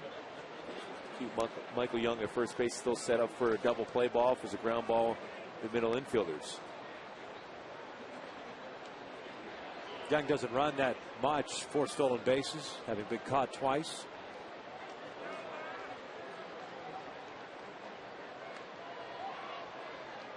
Time is called. Let's take a look at our Hyundai key to the game for tonight. Well, learn from what you were watching the last couple nights as far as able to throw secondary pitches in fastball counts, pitch inside, change speeds, change eye level also against these Ranger hitters. Oh, I'll keep the ball down and get some ground ball outs. Haren falls behind here. 2 balls and no strikes. He's got Guerrero on deck. The only other hit allowed was that double by Chris Davis, his 9th of the year, with 2 outs in the 2nd inning.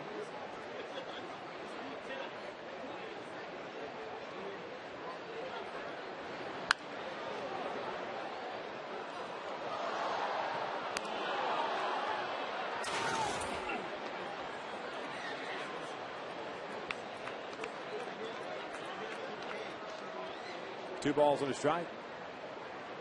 Haren, a guy that usually racks up some punch outs. Texas susceptible to it. Struck out 8 times last night. 2-1 pitches in there. Good breaking pitch. 2-2. But only 1. That was Jeff Francoeur. The punch out in the 4th. They're getting the ground ball out today a lot. Now he'd like to get a ground ball to one of his infielders to get 2 outs with that 1 pitch.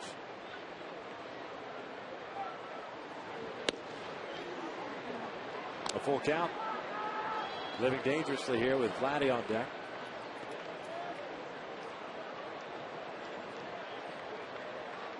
Will Michael Young be going here on a 3-2 count? 4 stolen bases on the season.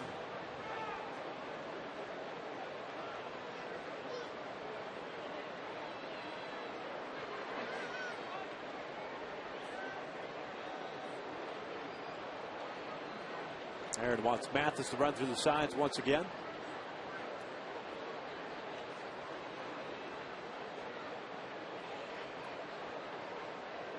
Young takes off. Murphy chops one over to the left side. Brandon Woods got it. The off-balance throw is not going to be a time. What a play by Brandon. That ball gets into left field, and Young ends up at third base. An infield base hit. Puts 2 men on for Guerrero. Boy, that was some kind of range for Brandon Wood to be able to keep at. You mentioned that Michael Young's going to be at third base easily.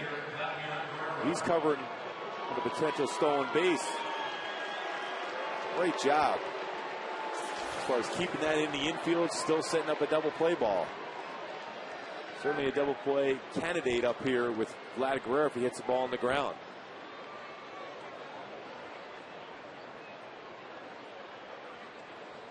Vlad in this one 0 for 2. A line out and a ground out. Takes outside for ball 1.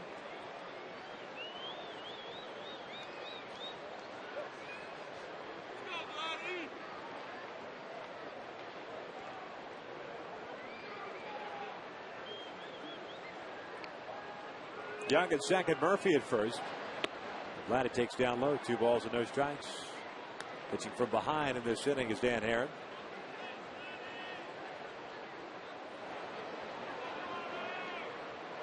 You're almost forced to go fastball here because Vlad's pretty good as far as covering the plate on breaking pitches.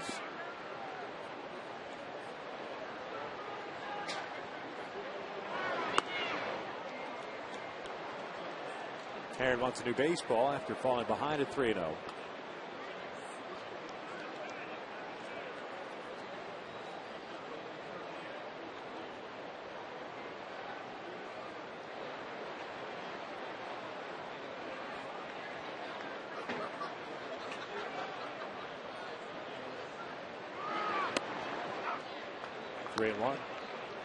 It appeared that Vlad was taking that all the way. That certainly a guy that Ron Washington will give the green light on a 3-0 count. I love Vladdy stepping out for a minute, taking the courtesy look down to the third base coach. 3-1, chop foul. He probably has the take on, don't you think? 3. What are you going to tell him? Don't hit me. Yeah, just go. Well, on this fastball, let's try to go the other way with it. Situational hit. Dave Anderson, the third base coach for the Rangers.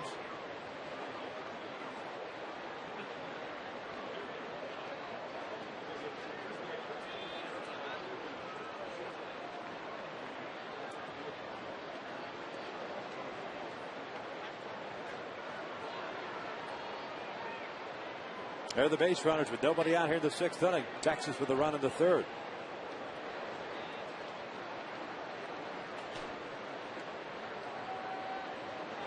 (3-2) lifted in the air down the right field line. This one slicing toward the seats. Reset and do it again.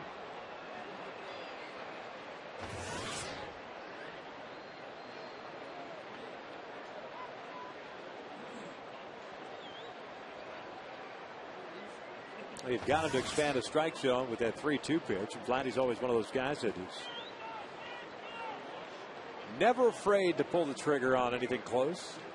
Well, he'd be susceptible to a fastball inside off the plate. He'll be swinging at it.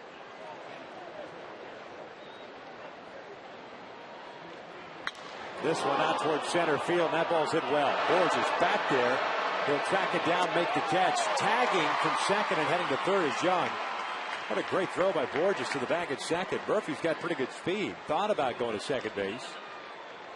Stays at first. 1 out, runners at the corners.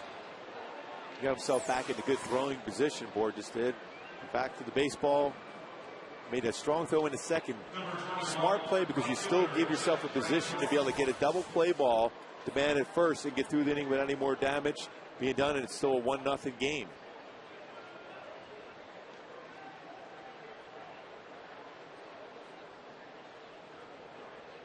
Halos have action going in their bullpen as Bobby Kazov up against Lucien.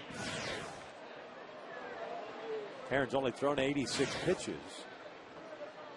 He's thrown quite a few here in the 6th inning.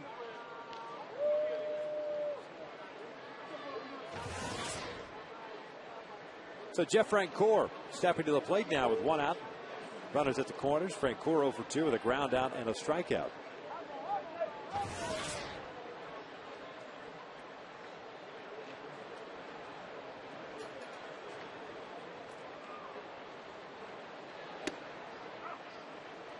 Francoeur takes a strike.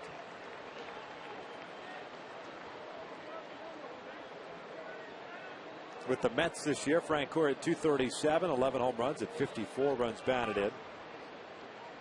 And with batting .412 in limited action for the Rangers. 0-1 inside. 1 ball, 1 strike. Still a good idea too, because you can jam him on that pitch.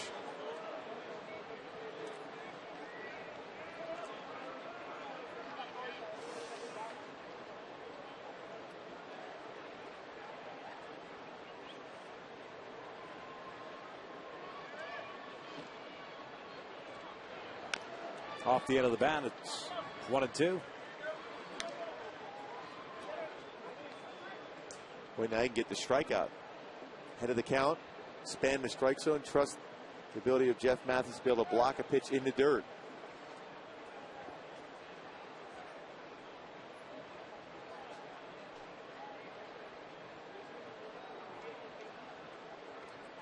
Michael Young, the man over at third base, and Murphy over at first. Murphy takes off. It's a stolen base for Murphy. It's a good try, too, for him because you anticipate something off speed. So it's a more difficult pitch to be able to catch and throw if you're Jeff Mathis. Now you've stayed away from a double play ball. Now it forces Dan Herron to think in the lines he needs to strike out now. 14th stolen base for Murphy. It's a two-man in scoring position here for Texas with one out. Infield in a 1-0 game here in the sixth. 2-2. And Court chopping this one foul up the third base line.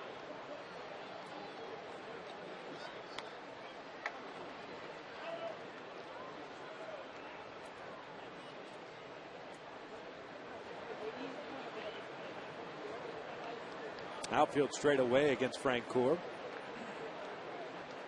Got the start tonight in place of Nelson Cruz. We're told that some of the folks in the coaching staff not very happy with Nelson Cruz's bunt attempt last night. Frank Coor rolls it foul. Perfect opportunity to give Cruz a night off before starting a 4-game series against Oakland tomorrow night up at the Bay Area. Cruz decided to try to bunt in the 7th inning of a 2-0 game after Vladdy had drawn a leadoff walk. Ended up going as a sacrifice. His hitting streak snapped at 12 games. The count remains at 2 balls, 2 strikes. Well, but that's an out that you wanted to get if you're the Angels. You'd be willing to give up that sacrifice bunt, especially with that type of power that Cruz has. 21 home runs, 75 RBI, over 300 batting average.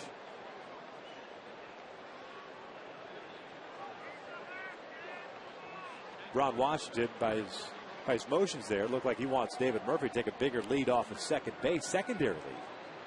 Nobody's holding him on with the infield in.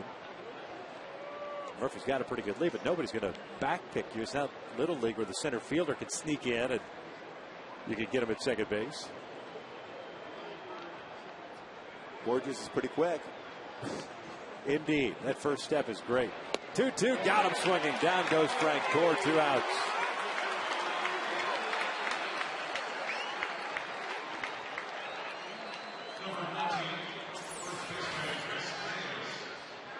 Boy, nasty split finger fastball.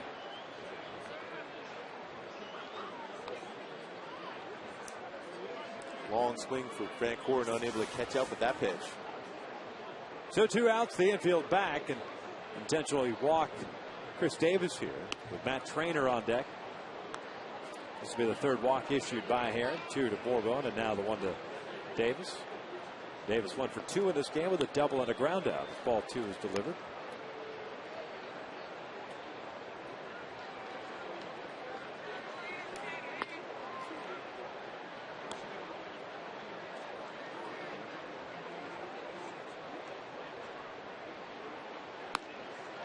And there's ball 4. So Trainer will step up here, having grounded out to second base and having hit a fly ball to center. So 0 for 2 night for the Rangers catcher.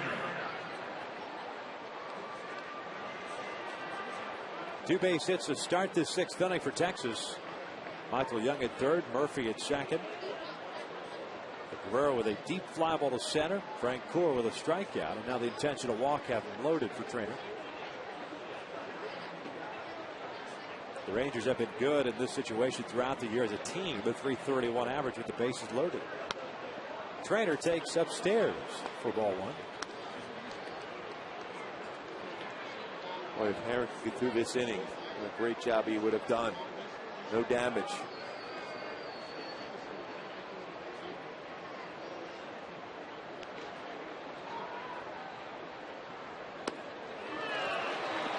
One ball, 1 strike.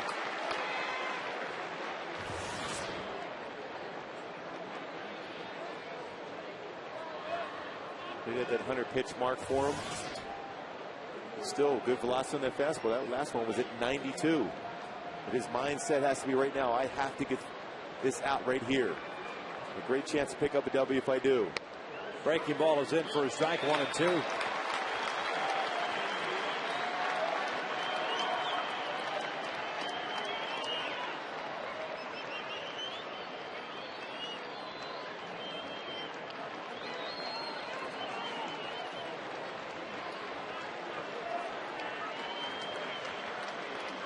The 1-2. Trainer takes low, 2 balls, 2 strikes. Well, you still have options as a pitcher with 2-2 count. You can still throw your curveball, your split finger fastball, your sinking fastball, your cut fastball. 3-2, you have to basically let it go with the fastball. So this is a big pitch for Dan Herron. The 2-2. Trainer rolls it softly towards short. Brandon's got it. Goes to first. That will end the inning. No damage done. Weaving in and out of damage is Dan Herron. The Rangers leave him loaded, but still lead it 1-0.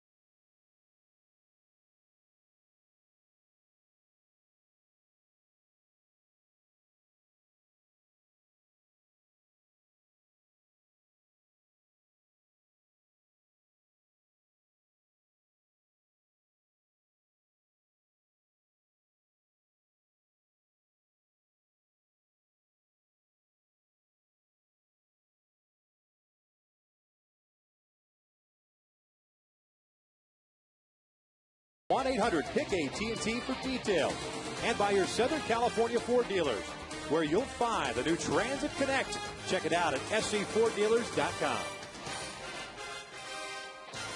Bottom of the 6th inning, 1-0 Texas. Top of the order duo for the Halos, Willits, Kendrick, and Hunter.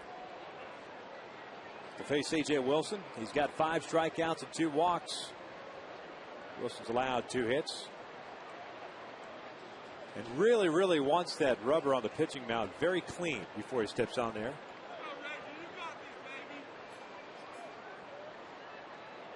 The first pitch is a strike.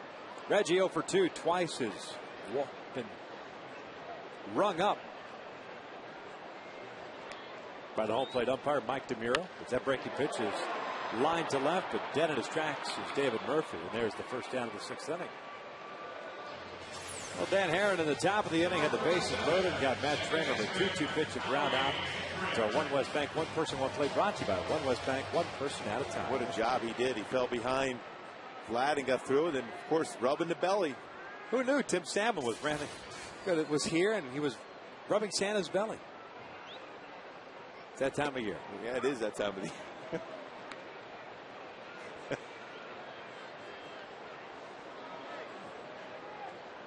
Hey, whatever it takes. Santa must have been out fishing with the hat as Kendrick takes down low, and it's 1-1. It's getting near that time. First day of fall. Howie 1 for 2 with a base hit and the ground ball to second.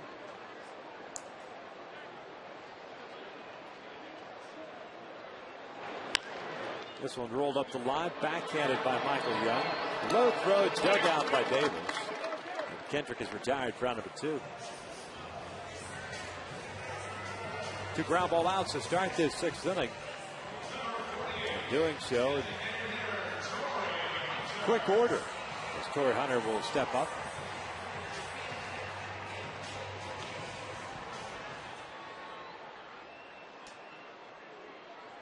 way CJ is throwing the baseball today, particularly hitting the outside part of the plate throughout the entire game. It's not going to give the Angels many opportunities. So if there's something outside, you got to try to crush it to right center field, maybe get one up in the air and tie it. Torrey struck out looking in the first inning, drew a walk in the fourth, so he's 0 for 1. Takes inside, even to count. Well, the importance of trying to prolong this inning, too. Dan Herron had to expend a lot of energy to get through that inning. Give him a little bit of a break before he has to go back out to that mound.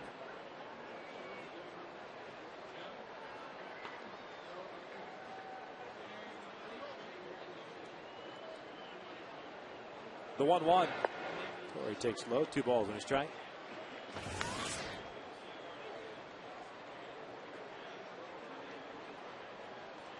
'87 pitches thrown by Wilson, 54 for strikes. The 2-1. Torrey chopping this one over to third. What a play by Michael Young, going to his left, and it's a 1-2-3 inning. 3 ground ball outs for the Halos. 6 in the books here at the Big A. Texas still up 1-0.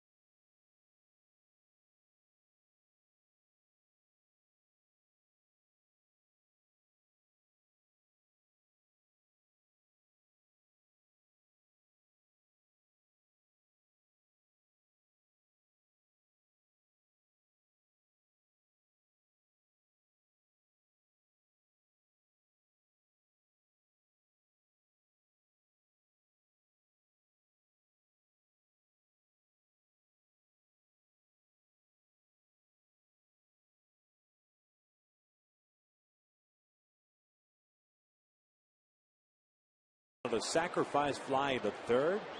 I know, buddy. Don't worry about it. I know it was a quick inning. It was a quick inning. Dan will be okay. That's what we've been reduced to. Yep. 8-9-1 due up for Texas here in the 7th. It was perfect, though. We were talking about the Rangers score. We had a long inning, prolonged inning, and you were hoping that the Angels would get some hits to give Dan Herron a chance to breathe, but no. You know what he needs? Some cotton candy. That'd be perfect. Especially now before school tomorrow, it'd be great. Blanco, Bourbon, and Kinsler. This one over to Brandon Wood. He hasn't been busy tonight. They have to ice down after the game. See, Mom's explaining to him that Dan's a big boy and he can work through some tough times like the bases loaded. We saw him running during the course of the week in between starts, so he was ready to go. He's in great shape. Don't worry about him. He gets a quick ground ball out.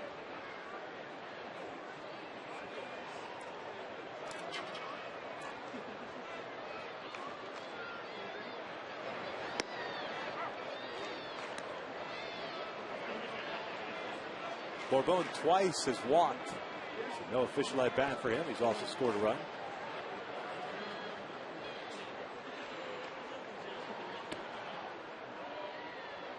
Count even now, 1 ball, 1 strike. 108 pitches thrown by Herron. 2 strikeouts, both of Jeff Francoeur. 3 walks, 1 was intentional. 2 balls and 1 strike.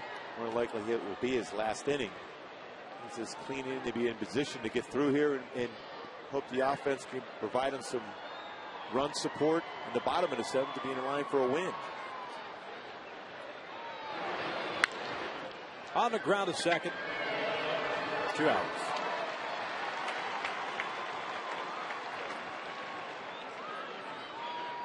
So back to the top of the order.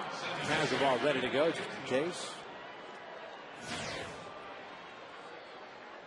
In Kinsler coming up. He's 0 for 3.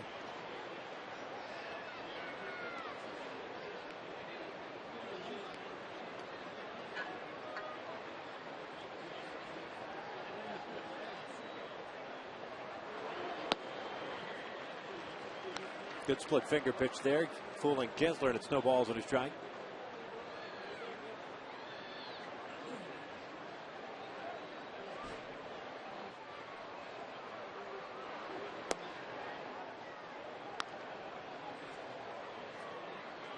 Texas with a run on 3 hits. They've left 6 men on base. The Halos, no runs, 2 hits, 1 error. And they've stranded 3. Good on speed pitch, and it's 1 ball, 2 strikes.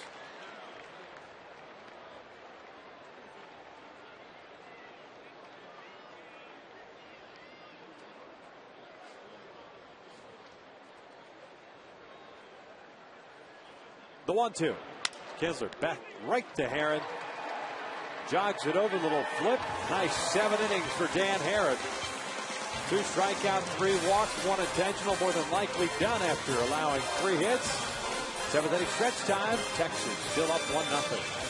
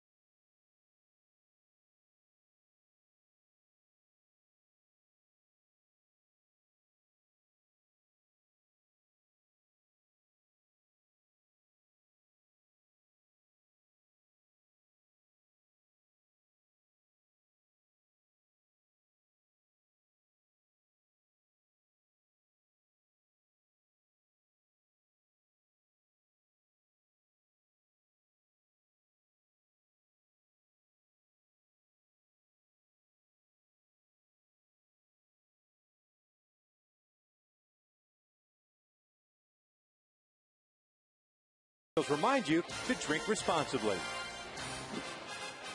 Bottom of the 7th inning, Dan Herron getting congratulations from Mike Soch and the rest of the guys in that dugout. 1 run unearned in 7 innings. Another very good performance. Another outstanding job. 22 out of the last 24 games by Angel starters. 3 earned runs or less. Wilson's first pitch is in the dirt to Mike Napoli to start the bottom of the 7th. Napoli, Rivera, and Franzen here against C.J. Wilson. The Angels trying to just get a man into scoring position as Napoli fouls it off to right. The count is even at 1-1.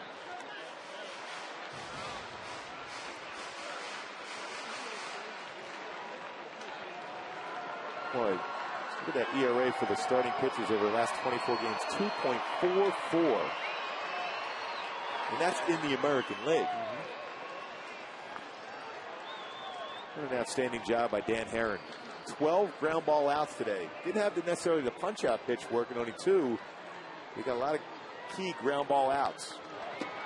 Napoli takes down and away, 3 balls and a strike. Well, the Halos staff ERA prior to tonight's game is at 4.13. It's the lowest it has been as a staff since the 3rd game of the season. Napoli out toward right field. This one's hit well. Going back to the wall is Frank Cole. Oppo Taco for Mike Napoli ties it up at 1.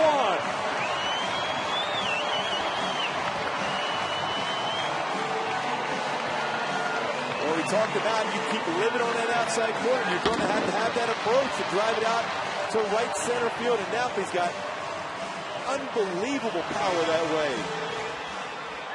26th home run of the season. Wow, what a shot. It's a cool night, too, so you got to provide a lot of that power to get it out to right center field. 26th home run of the year, 67th run batted in. Just the 9th home run allowed by C.J. Wilson on the season, all to right-handed batters. And here's Juan Rivera. He takes outside. Texas now with action in their bullpen.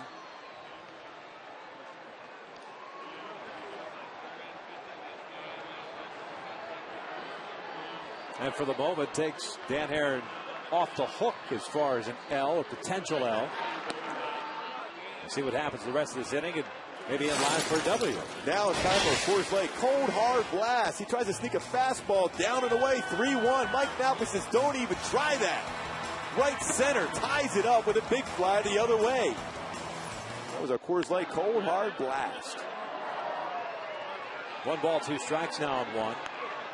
That's the approach you have to take against C.J. Wilson. He stays away, fastball, changeup. If you can have your hands trusted, stay back, you can crush the ball the other way. Take that pitch inside. He's only going to show you in with that fastball on occasion. Just look away. Maybe a curveball down in there, but you still have time to adjust. 2 balls, 2 strikes. Rivera's been on board twice. He drew a walk in the 2nd inning, had a base hit in the 4th. 1 for 1 night. Wilson now 97 pitches, 59 for strikes. Inside, full count now. With Franzen on deck. Alexio Gondo, fireballing right-hander, is the first man up.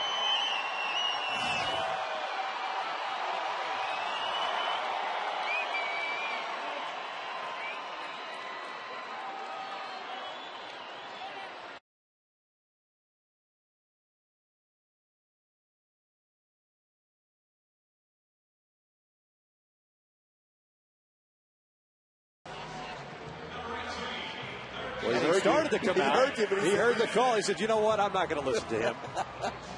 He was going to come out. As you were saying, I was looking at here he comes, and he ran back in. And that hat tipping that he's doing, he's trying to get a signal from the bullpen to see if Ogando's ready to go. And that's why he didn't come out. Ron Washington's going to come out and make a move. So Ogando's ready to go. No sign yet, but you assume, and there it is, that he is going to make a move. So Mike Napoli ties it up with a home run, his 26th, and C.J. Wilson being taken out of the game with a man at first. Still tied at 1.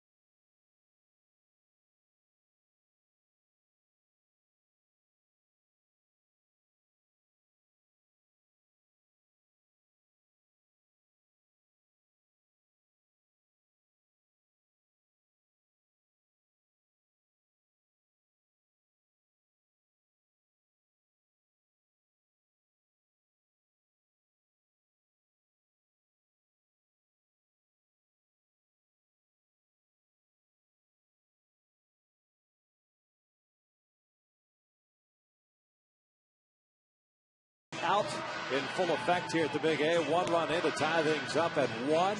The walk to Juan Rivera chases C.J. Wilson, and Alexi Ogando comes into this game with a 4-1 mark and a 1.23 ERA. Ogando pitched in game 1 of the series on Monday. Went 1 inning and struck out a man.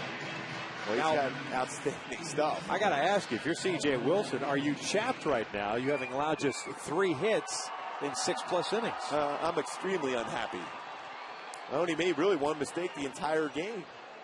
That's the home run ball to Mike Napoli. I walked the batter, but still he pitched very good. Francis drops the bunt on the first base shot. Ogando bobbles it for a second. And the throw is in time to get Francis as Rivera advances to second base. The sac bunt works.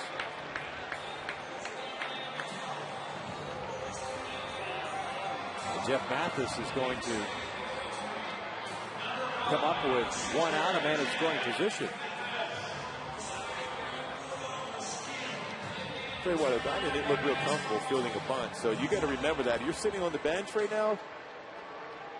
He's not real comfortable, like I said, going after a bunt. You got to force him to make some plays then.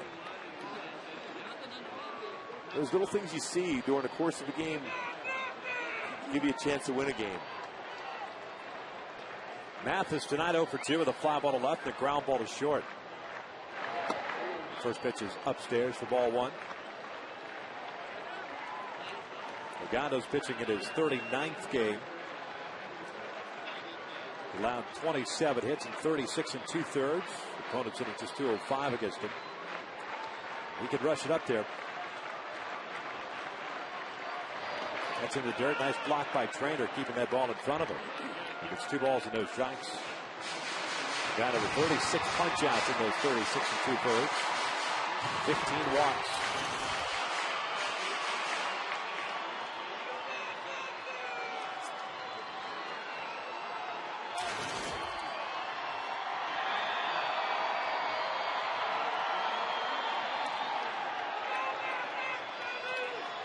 Pickoff attempt. Rivera's back. Kinsler cutting in. Ogando was very deliberate. You can't do a spin move on a what they call a daylight play. It takes too much time to develop. That's a wheel around and fire type of pickoff attempt. Yeah, you got to be extremely quick if you're going to have any opportunity to be able to pick them off. The 2-0. Mathis off the end of the bat, perhaps chasing what would have been ball 3. Instead, it's 2 balls and 1 strike.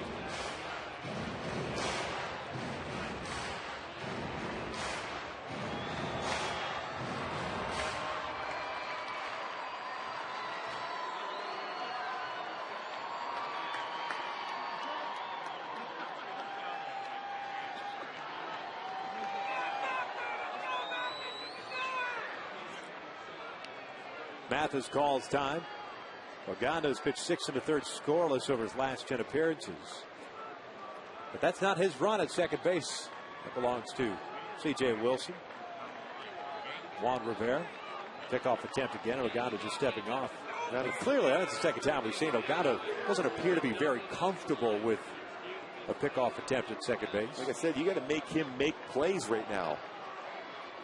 He's got a great arm. He has 3 wild pitches too this season. The boot. But when you throw that hard, that's what his job is, to throw that baseball, and that's a pretty good pitch. If you're Jeff Mathis, to go inside out with it. 2-1, you get a fastball.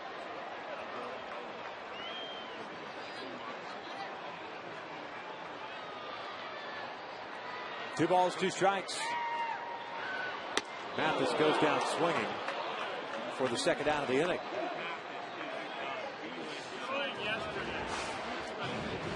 So it's up to Brandon Wood. Brandon 0 for 2 with a ground ball to third base and a strikeout.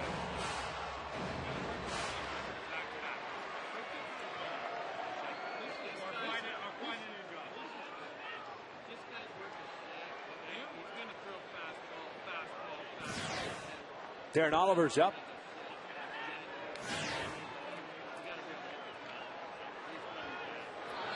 Brandon hits a high fly ball to left. Murphy is there. It'll end the 7th. But Mike Napoli with 1 swing of the bat on a 3-1 pitch to start this inning It's his 26th home run of the year, 67th RBI. Through 7. We're tied at 1 here at the Big A.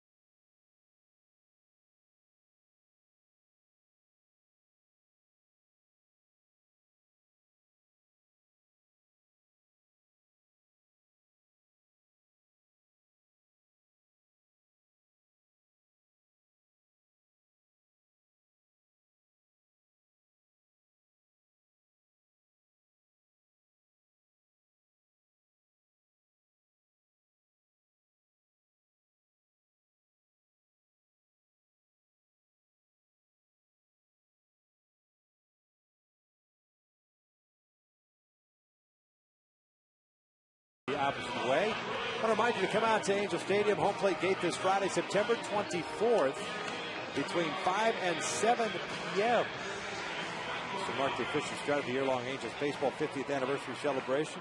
Interviews with former Halos by AM 830 at Fox Sports West. Plus the unveiling of that 50th anniversary logo. Friday, 5 to 7. Be there. Jordan Walden is there right now on the mound, taking over for Dan Hare, who went 7 innings. He'll face 2, 3, and 4. Young, Murphy, and Guerrero here in the 8th inning. Their first pitch at 101 miles an hour. It's been a tough part of this order to go through.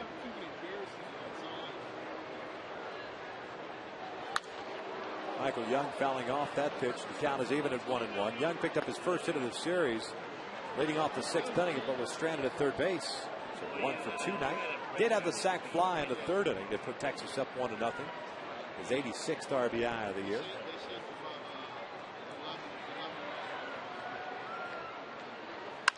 This one chopped on the ground to short. Brandon again. A busy man. Goes on the first 4 out number 1. That'll be pretty exciting for Jordan to face his hometown team. Grew up just down the road, Highway 360 south in Mansfield, Texas. 15 minutes from the ballpark in Arlington to face the Texas Rangers. First time in his career. You can see the confidence that Mike Scioscia has in him putting in key points in games. Already got a save under his belt in Tampa.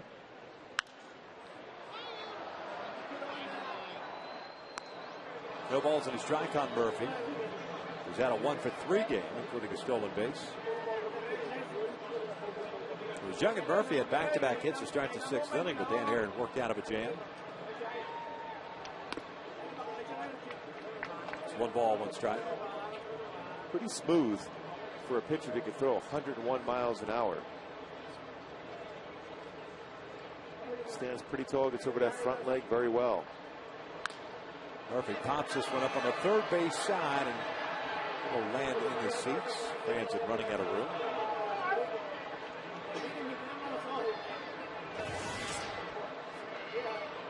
There's our high-low on Walden so far. That changeup at 99. 6 pitches in.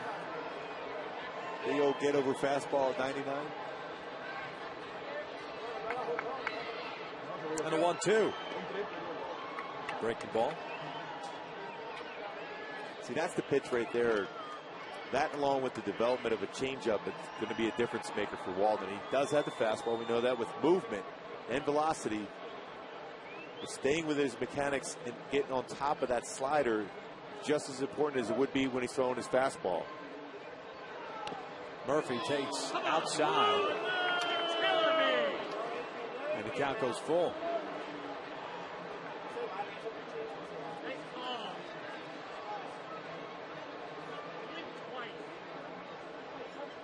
Guerrero on deck. 3-2, chopped on the ground weakly to third. Franzen's got it. Murphy seeing with good speed, making it close, but there are 2 outs.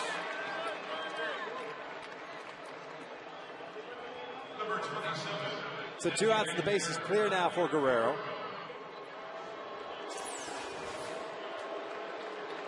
Franzen a tough little hop on the replay show. Difficult play. Franzen was able to gather himself and throw out. Murphy going down the line.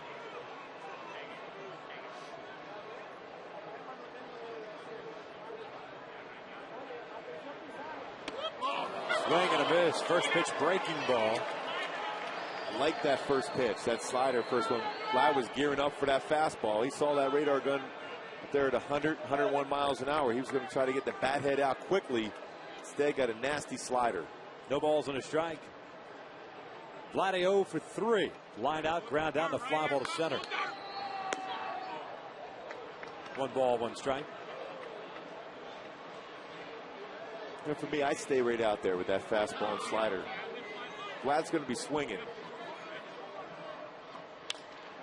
Breaking ball looped out toward right center field. Borges is there. Jordan Walden has himself a 1-2-3-8. We enter the bottom of the 8th inning here at the Big A. Still tied at 1.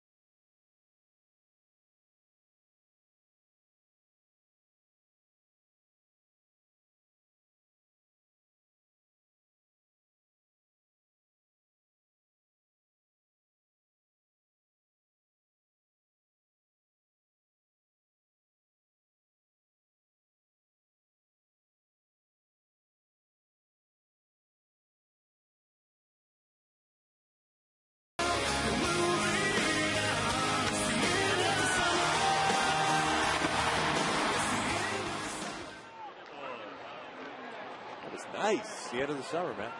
Is it the end of summer? A napkin? I got a little tear now.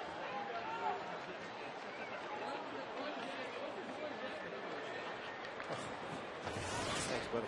You're welcome. 9-1-2, Borges. Willits, Kendrick. It's Alexio Gana, that one back over to second base. Borges is retired for the first out to start the bottom of the 8th inning. In a 1-1 tie. Gondo came on with nobody out, promptly at first base in the 7th inning. Got a sack bunt. On the bat of Kevin Franzen, struck out Mathis. Got Wood to hit a fly ball to left. Now Borges grounding out, and Reggie Willett still in the game. He's 0 for 3.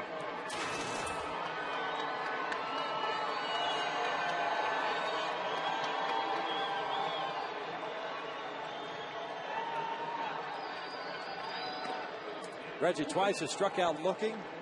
He's grounded to short, so 0 for 3 night. Texas with a couple of arms in their bullpen. A left-hander, really a situational lefty by the name of Clay Rapata, whom we saw Monday night. Dustin Nippert, the big tall right-hander. Redondo misses down low. It's 1 ball, 1 strike. Rapata's up, of course. Neutralize either Bobby Bray or Hideki Matsui, the 2 left-handed batters on the bench for the Halos. And Rodney getting loose.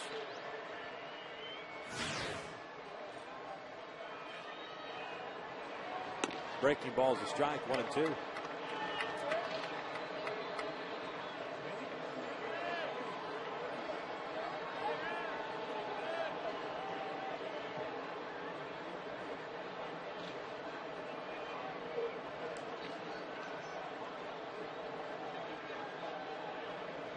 Reggie looping one to left field, and that's going to get down for a base hit. So man on with 1 out here in the 8th inning, and Howie Kendrick stepping to the plate. Boy, a good combination too for Mike Socha to put a possible hit and run on. Howie handles the bat very well. Reggie Wills can run well at first base.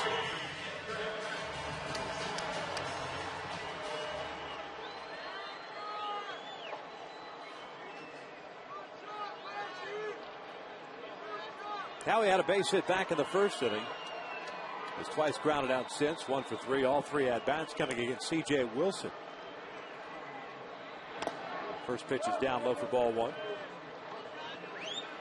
Wilson, by the way, went 6 innings plus 2 batters, striking out 5 and walking 3, giving up a run that was earned. Dino Ebel flashing the signs to Howie and Reggie. Pretty good count to do something now, 1-0. Reason being, you've taken away the potential pitch out. And also a better opportunity to get a fastball, too.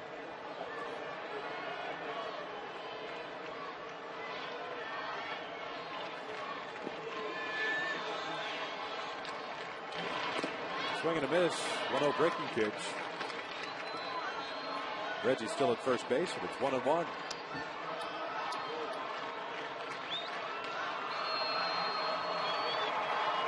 It hasn't been too often where Reggie has just been on a straight steal situation, whether as a pinch runner or otherwise.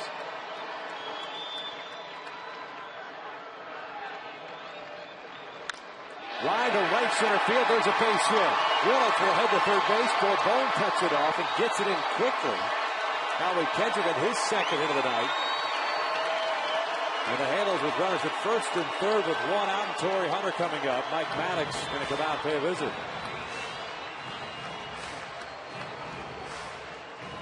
Well, what a good approach for Howie Kendrick. This time a breaking pitch. Stayed back very well on that one.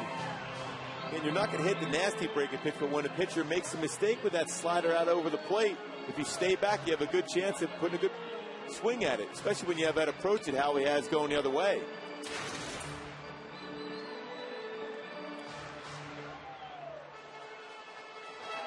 This visit a little bit longer with Blanco probably having to play the role of translator. Blanco's now gone. Maddox still out there.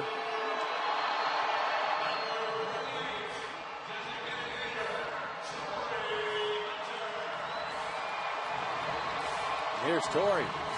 Struck out looking in the 1st inning, walked in the 4th, and grounded at third base in the 6th. So 0 for 2 night. Willits at third base, Kendrick at 1st.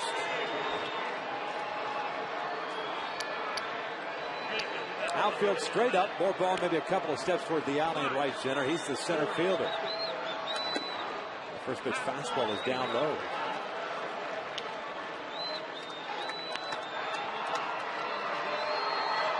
Good patience for Torrey right there. You don't want to swing the pitch out of the zone. You want to get a pitch elevated enough where you can, at the very least, hit a fly ball and get that lead runner across.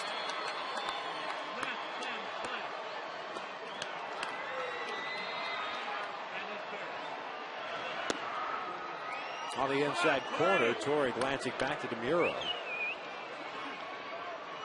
Count is even at 1-1.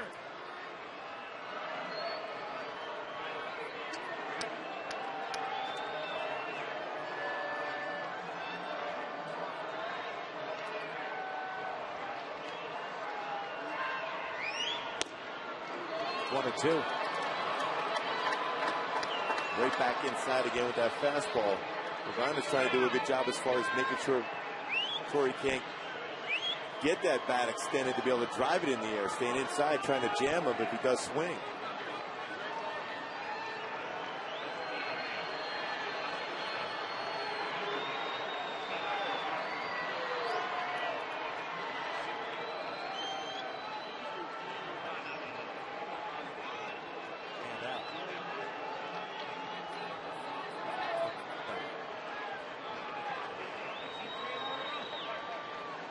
Third to first, nothing's happening.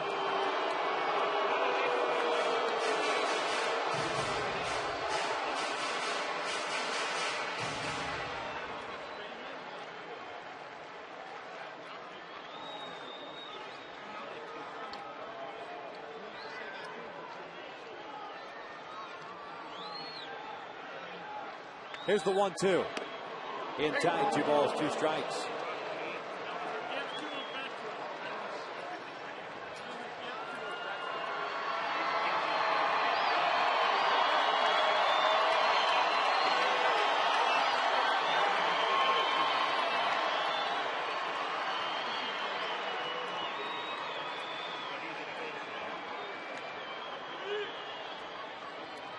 Two.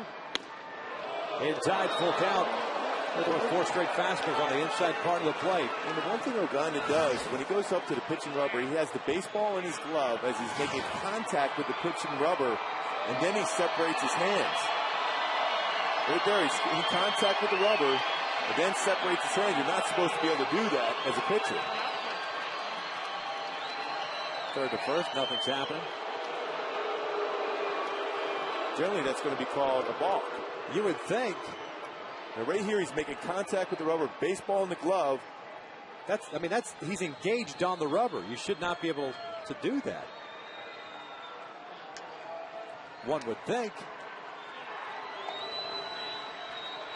Kendrick takes off, and Torrey fouls it back.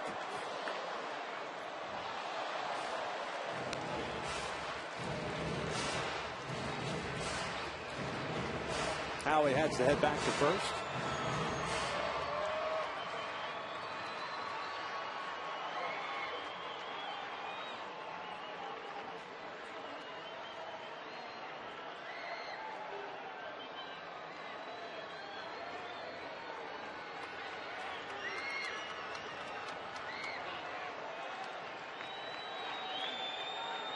Howie goes again. This one shot foul on the right field side.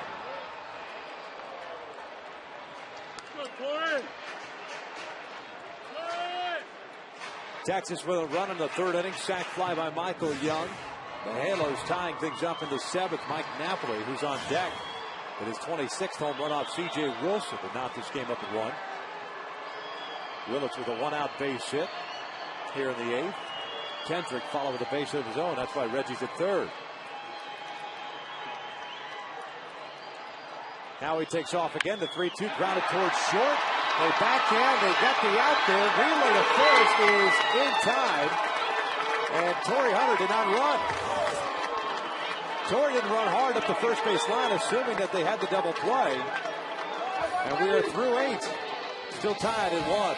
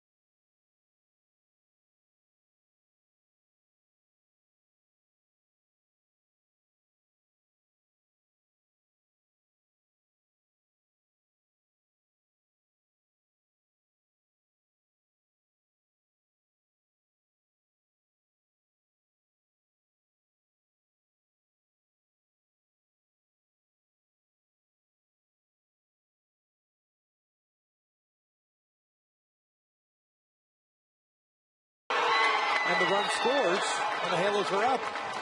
And then what Torius is saying is that foot wasn't on the bag. But the reality is if he goes down there and forces the issue, because Howie had a good take on Kinsler at second base. Foot is off the base. There's a tough angle for a first base umpire to be able to see that, though. Davis stretched out and made that play. That angle for Tim Welke, yeah, that'd be very difficult to see if his foot's off the base there. Well, it's a moot point if you're hustling through the bag with the delay by Kinsler on the relay and the connection. It's a moot point. You take it out of the hands of the umpire. Instead, we're in the ninth inning, tied at 1. As Fernando Rodney takes over here, he'll face Jeff Francoeur, Chris Davis, and Matt Trainer. First pitch swinging is Francoeur. Franzen retires him for the first down. Jordan Walden came on in the 8th inning, had a 1-2-3/8. 2 ground outs and a fly ball. Now Francoeur is retiring for round number 1 to start the 9th. Lots of action in the infield for the Angel infielders. Ground ball after ground ball throughout this whole game. Only 2 strikeouts here into the 9th inning. Brandon Wood, as a matter of fact, in shortstop, has had 7 grounders and 3 lineouts. Chris Davis takes a fastball for a strike.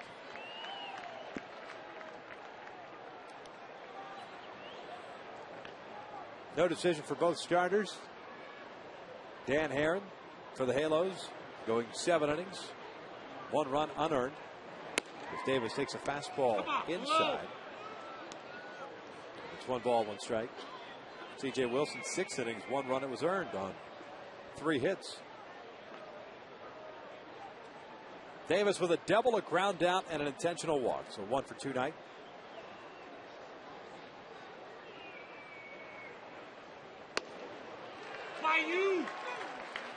One ball, 2 strikes. Boy, at 97, a guy with a swing like that, a guy who prefers the ball down in the strike zone, able to catch up with that 97. Nelson Right back Cruz, with it. Pardon me. Nelson Cruz has come out to the on-deck circle. He would be pinch hitting for Matt Trainer. Here's the 1-2. Outside. 2 balls, 2 strikes.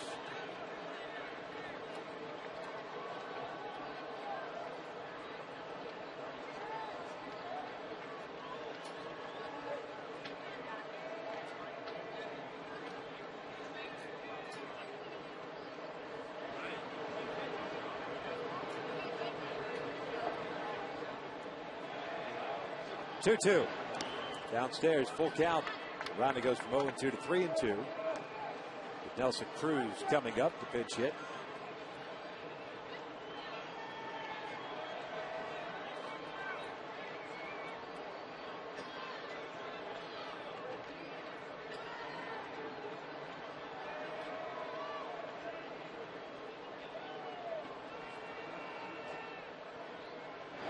Change up, got him looking. Down goes Davis, 2 outs.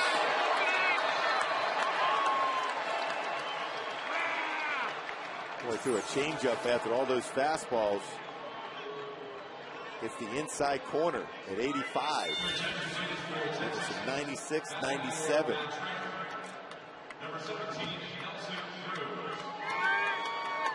Neftali Feliz, Rangers closer.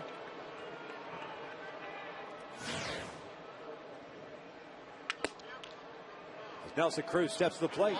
Feliz is getting loosened.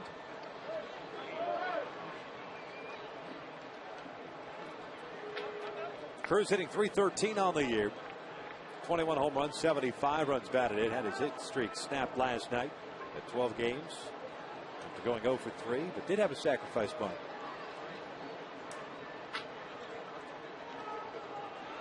Takes inside and evens it down at 1-1. And the Angels are still thanking him for that.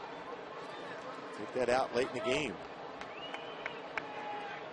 It was his first of the year. It's a good time to pull it out. I'm sure every category in your stat pack is all ready to go. 1-1.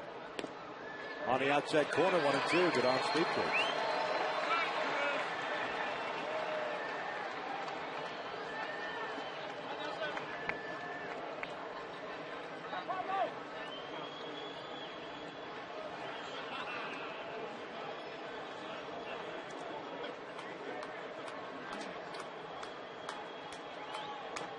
1-2, got him looking on the inside corner. Down goes Cruz. Back-to-back strikeouts for Fernando Rodney. We head to the bottom of the ninth inning. Mike Napoli to lead things off.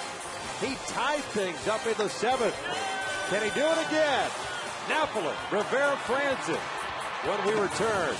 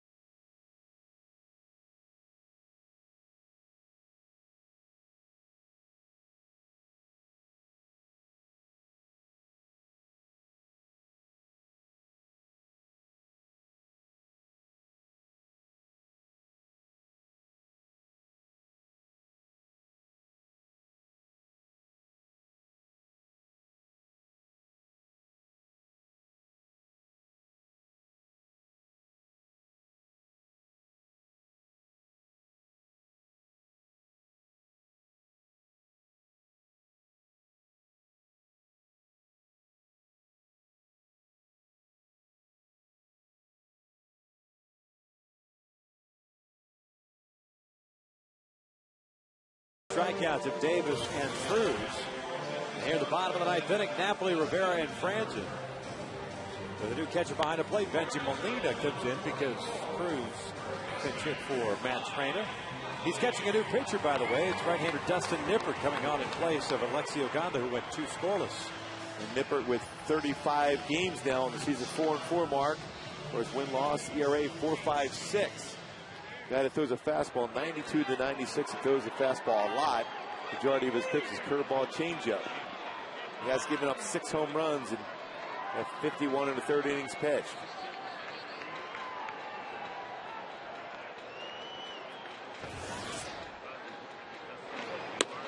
Napoli takes a fastball strike.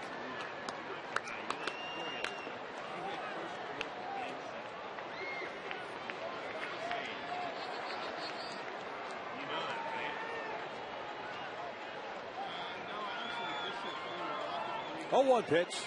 Napoli hitting a fly ball to center. Just down underneath Davenport, blowing a long run in. He was playing deep. Napoli's retired for the first out.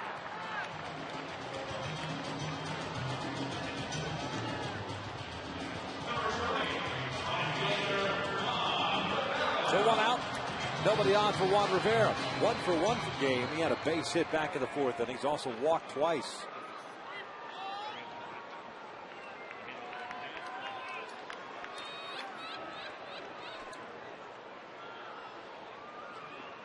Come on, Rivera. Do it for Johnny.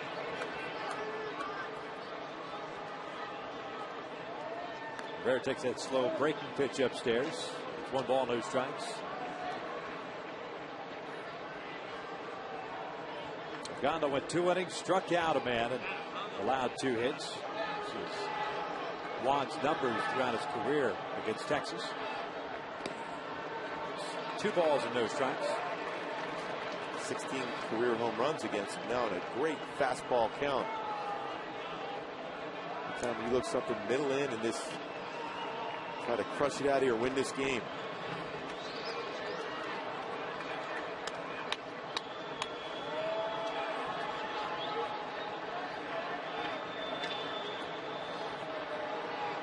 Duo. Outside, 3 balls and no strikes. Halo's picking up game 1 on Monday, 7-4. Jared Weaver notching his 13th win. Of course, the complete game shutout by Irvin Santana last night, his 17th victory, a 2-0 win. And complete the sweep. 3-0. There's a strike on the corner, 3-1.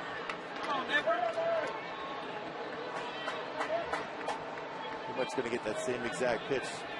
3-0, as you would 3-1. Nipper with good velocity on the fastball, 95, will generate a lot of that power if Juan Rivera could square it up.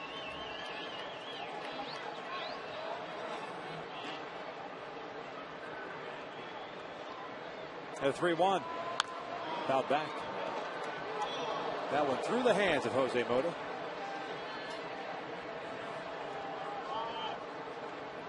He had the glove on.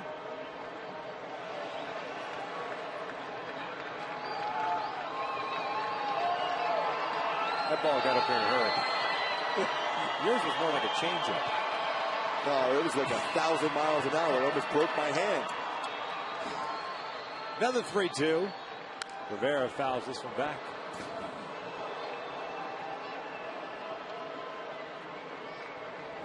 The Angels are off tomorrow. Texas flies up to the Bay Area tonight. They'll start a 4-game series against the Oakland Athletics tomorrow night. Oakland losing earlier this afternoon to the Chicago White Sox. White Sox will be in town beginning the series on Friday.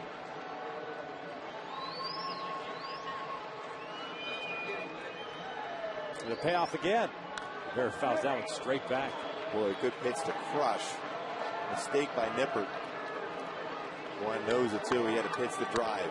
Do some damage to.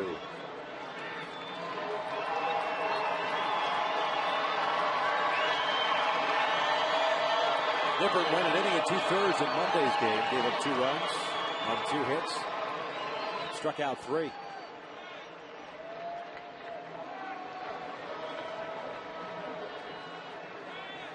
Kevin Franzen on deck.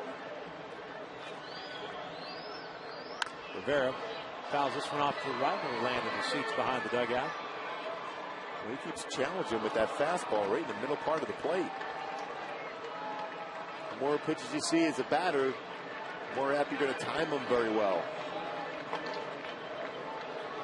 9th pitch to Juan Rivera. The last 4 of them fastballs. All ranging from 94, 95.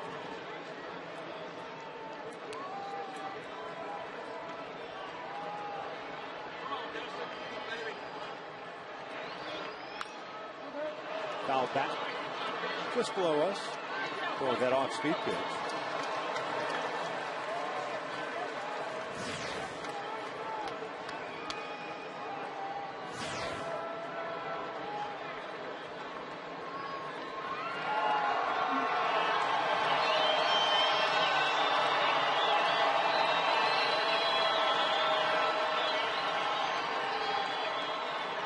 The 10th pitch of the at-bat. Rivera pulls a foul. Well, yeah, after all those fastballs in a row, a couple off-speed pitches.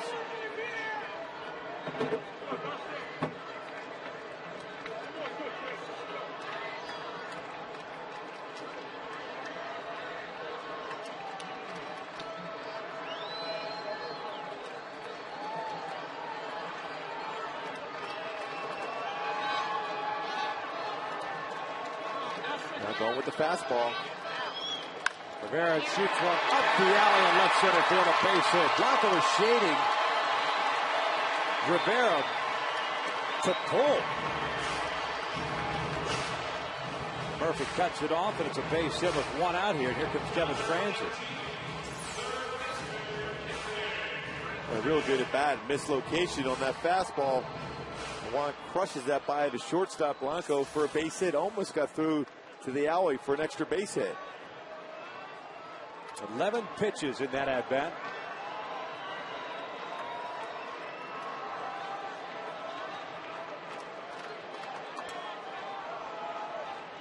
Franzen 0 for 2 had a sac bunt the last time up.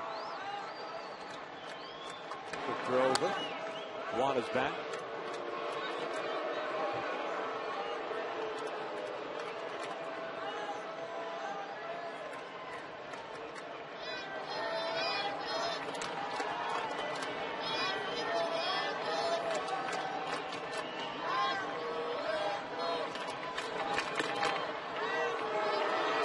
A very short lead at first base.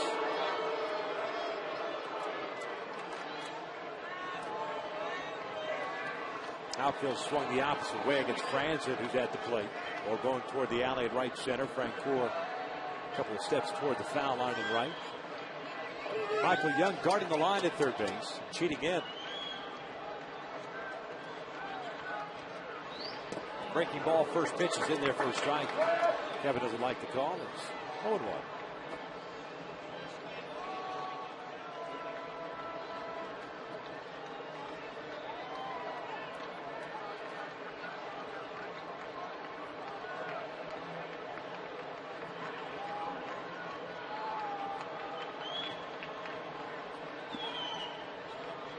The 0-1. Up and in. Evens account of the ball with a strike. You wonder if Mike Scioscia would put on a hit and run with Franzen, who handles the bat very well. Very apt as far as hitting a ground ball between first and second on a hit and run.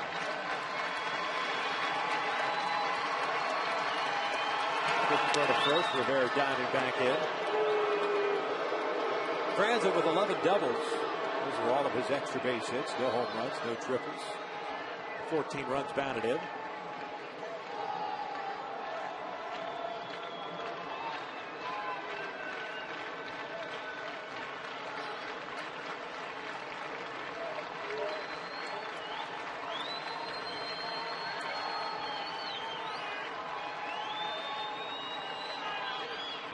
One out toward shallow left. Here comes David Murphy. He'll make the grab. 2 outs. Bear back to first. It's going to be up to Jeff Mathis.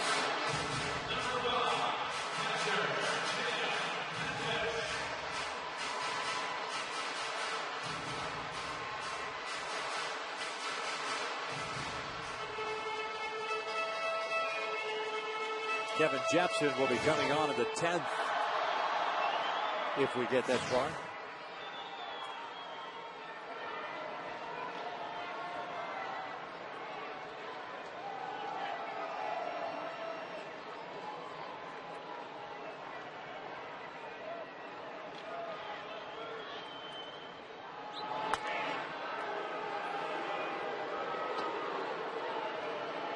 Well, if you're Dustin Nipper, you really should be paying all that much attention to Juan Rivera. He doesn't have a big lead. For the Angels, that's what you want, a diversion, so he makes a mistake out over the plate.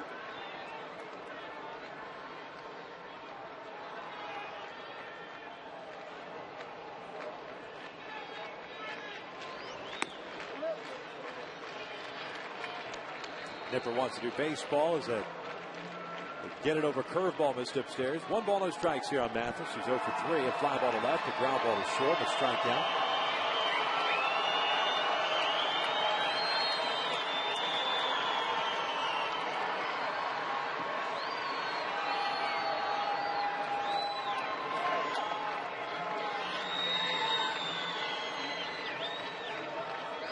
Rivera now with a pretty decent lead.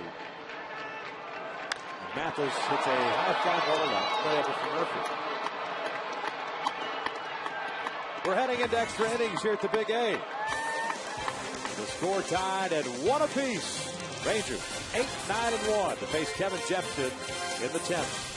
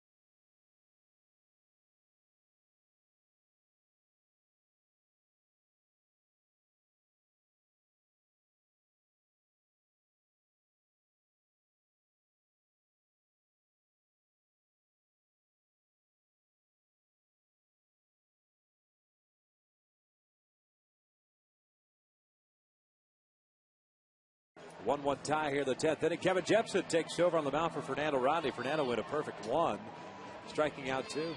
Kevin Jepson 2-4 with an ERA at 4s across. He got 52 2/3 innings pitched.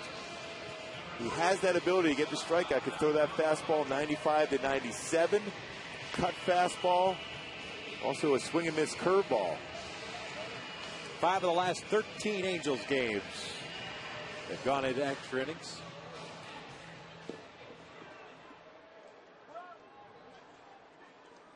Jepson to face Blanco, Bourbon, and Kinsler. 8-9-1. Those are the scheduled 3 guys for Texas.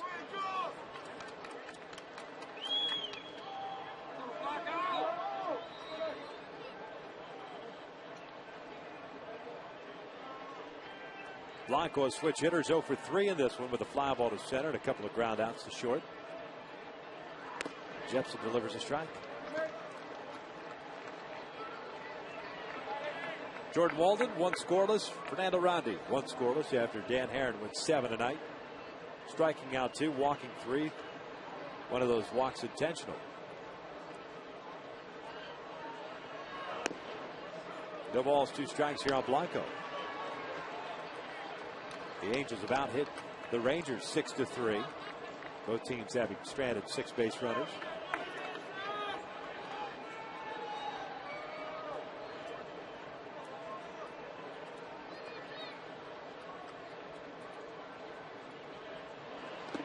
Check swing. They wanted to appeal. He went around, says Bill Welke. Down goes Blanco. There's out number 1. There's no question he did swing at that curveball. Job by Kevin Jepson utilizing that pitch, throwing a lot more cut fastballs than curveballs, but when he's ahead like that, curveball is a very effective pitch.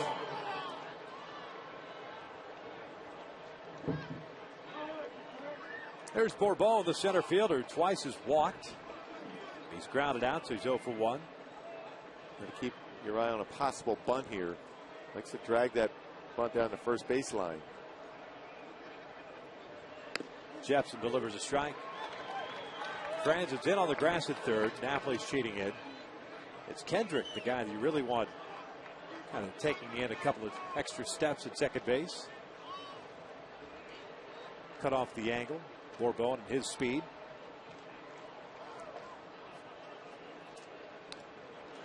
One ball, 1 strike.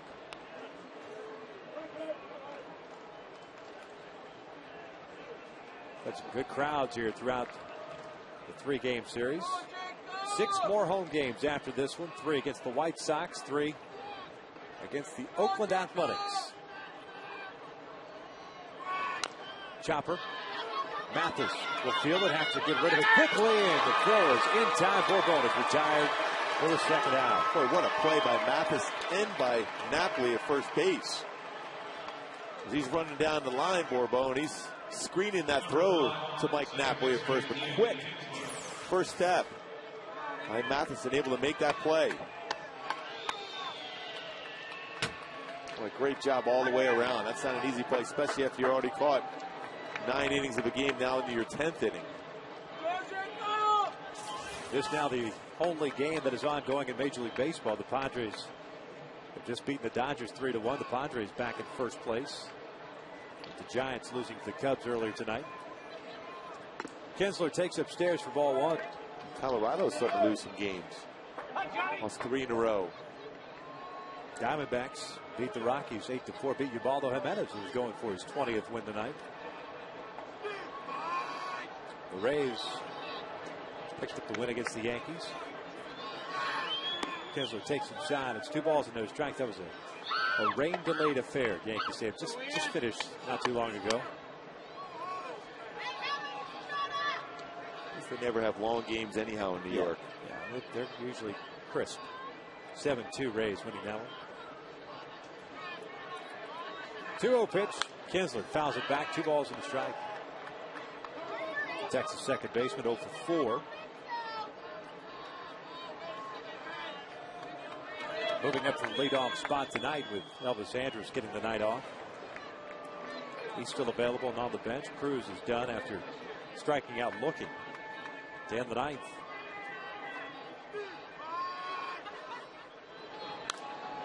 Two balls, 2 strikes.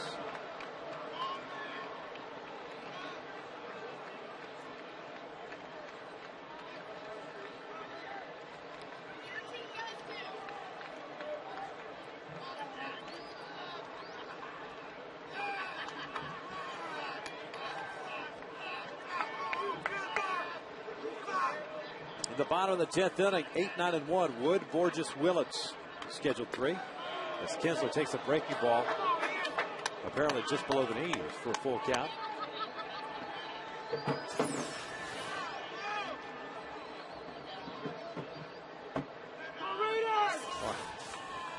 Good location.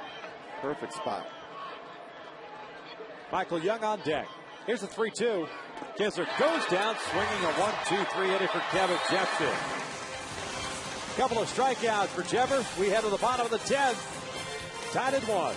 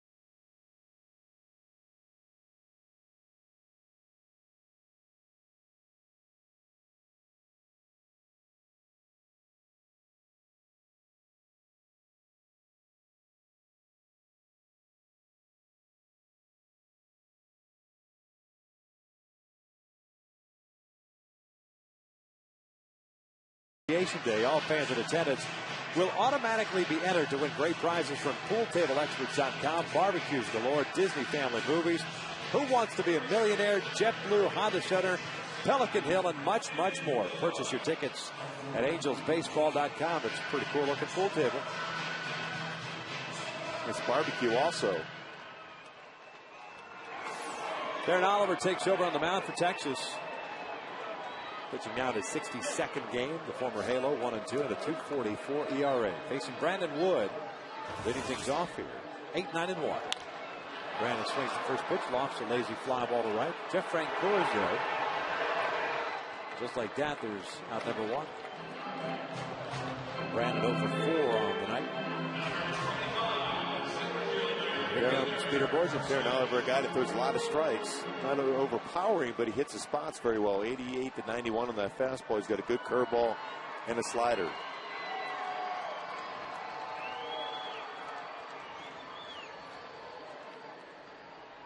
Borges 0 for 3. All 3 times he's grounded out to Kinsler at second. Shows bunt, takes the off-speed pitch down low. Young was playing in at third.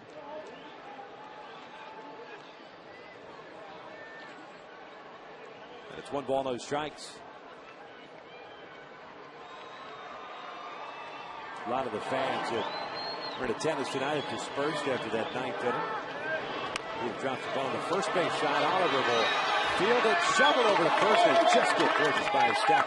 Ground number 2.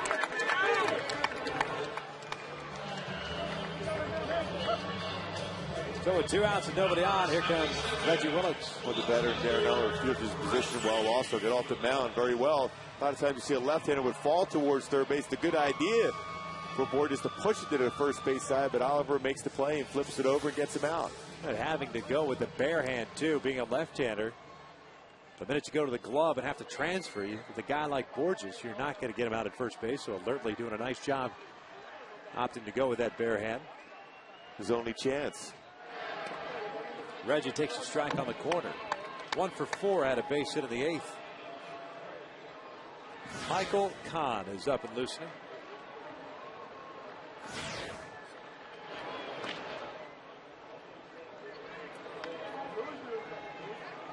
We get to the 11th. Texas will have Young, Murphy, and Guerrero. 2, 3, and 4.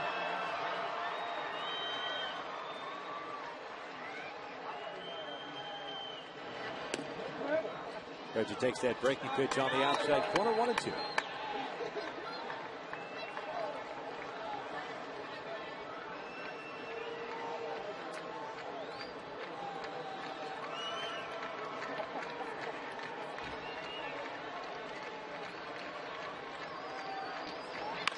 This one pulled over past Michael Young and into left field, a base hit. Reggie's thought about going to second. He will stop there. The Rangers playing a no doubles on the infield, so Young guarding the line against Willits. Instead gives up the base hit. Well, that's a curious play, too, because Reggie Willis is a guy that doesn't pull many pitches. He's a contact type guy. And Michael Young was almost playing in foul territory. The break for the Angels. Alfredo Griffin was waving Willits on the second base. Reggie picking up where Murphy was at. Credit Murphy, got to the baseball quickly. So 2 out base hit, brings up Howie Kendrick. Howie a 2 for 4 tonight with a couple of singles, both toward the alley and right center field.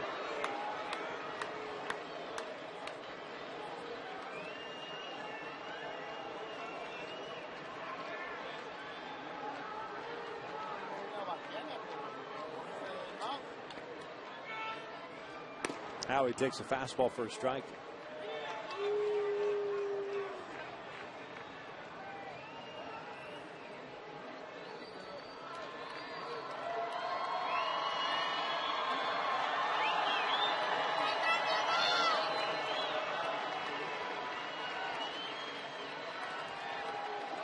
Throw over. Reggie's back easily.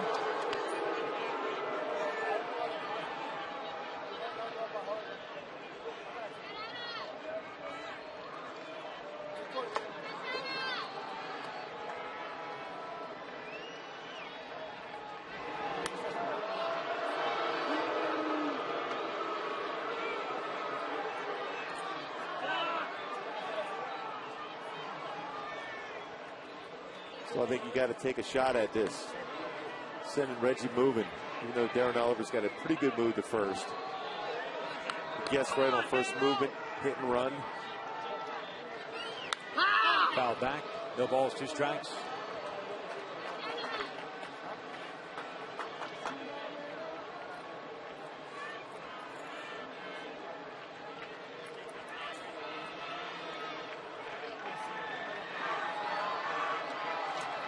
I agree with you. Reggie gets thrown out. And at the very least, you know you've got Kendrick Hunter Napoli due up in the 11th. At the very least, you have the infielders out of their comfort zone. They're moving, covering a base.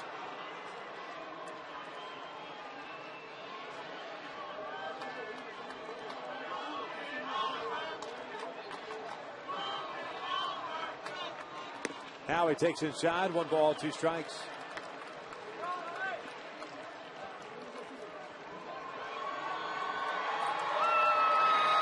Torrey on deck.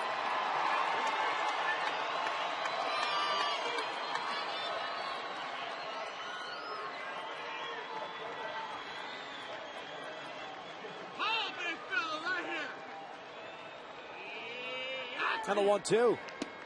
Down and away, 2 balls, 2 strikes.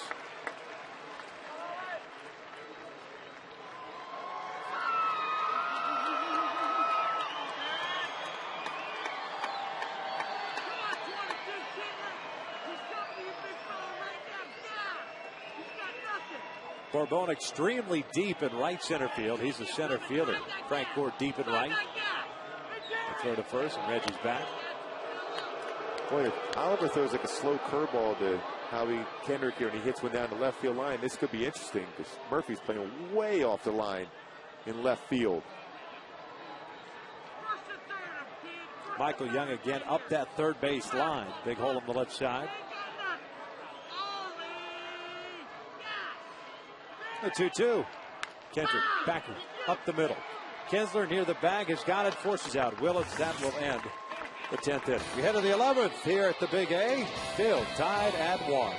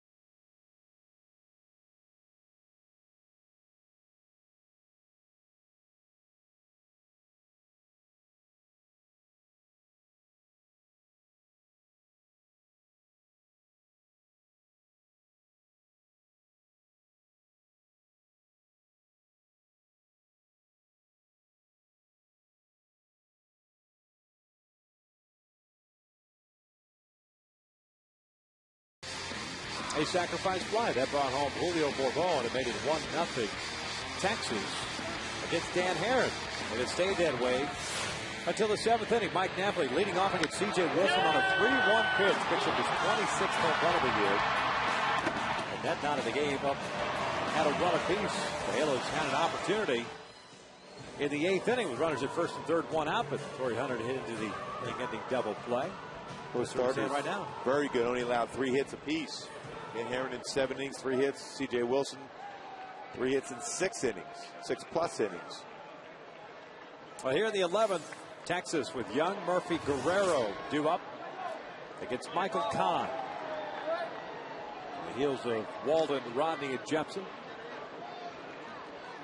3 scoreless innings of relief.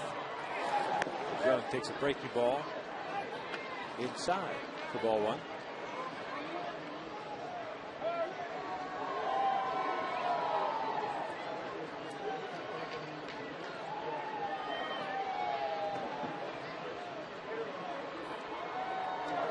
Young swings here on that 1-0 pitch. Bouncer over to Franzen.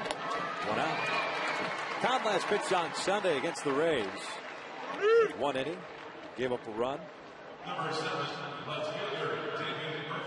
6-2 game in the 9th inning. That run came in to score. Angels still picked up the 6-3 victory. That was when Walden picked up his first major league save. Gets the first down here in the 11th, brings up David Murphy, who's 1 for 4, had a base hit in the 6th inning.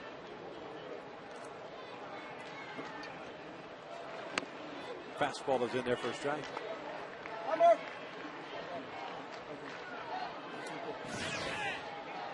Matt Harrison, the left-hander, former starters up. Vitali Lees, the closers on the right, just in case Texas would take a lead.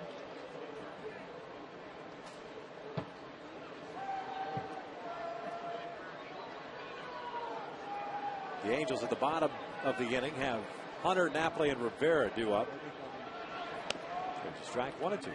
And still with still Bobby Abreu and Hideki Matsui on the bench. A lot of power, a lot of walk-off ability. Hey, break up the tie. Here you go.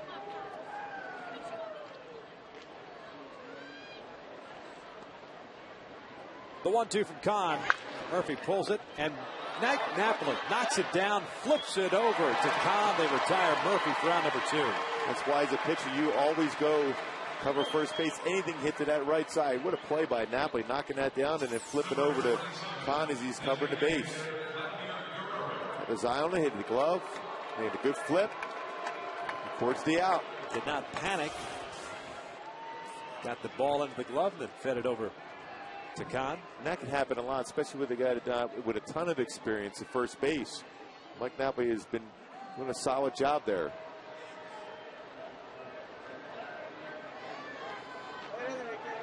There's Vladdy.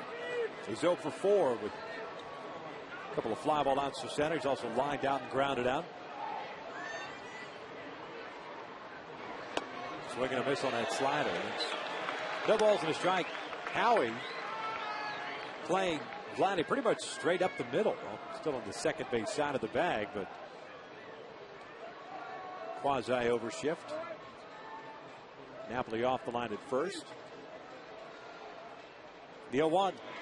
Slider outside. 1 ball, 1 strike.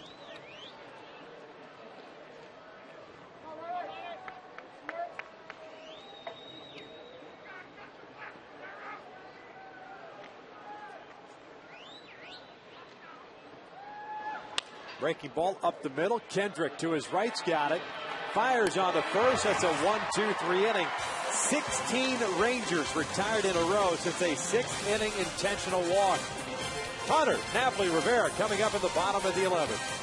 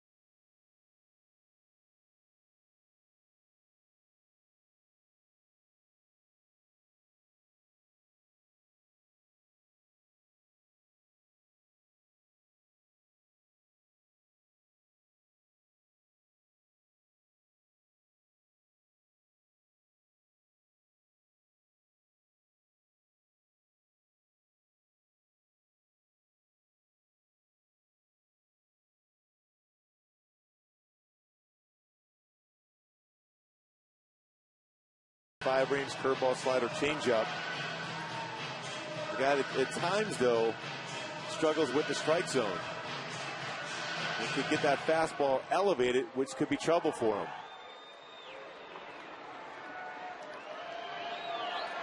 Facing Torrey Hunter, Mike Napoli, Juan Rivera. 3 right-handed batters here in the 11th.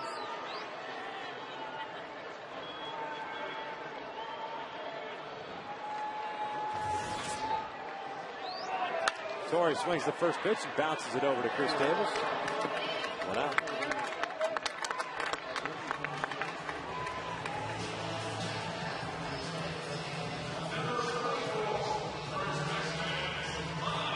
Brings up Napoli.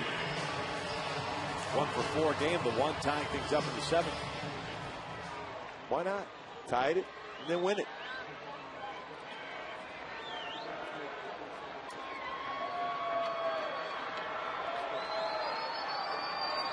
Is that a lot to ask?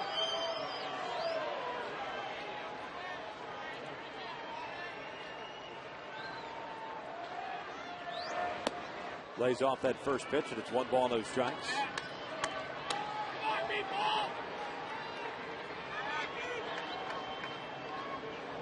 He has touched Harrison for a home run.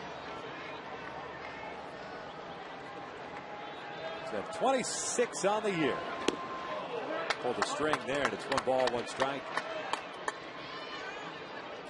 He just guessed along thinking he was going to get a fastball ahead of the count.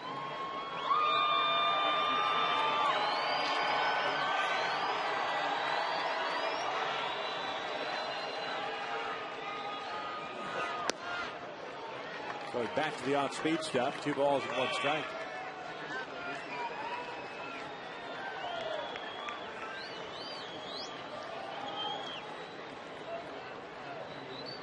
Harrison has scuffled of late. You see Bobby Abreu on the bench.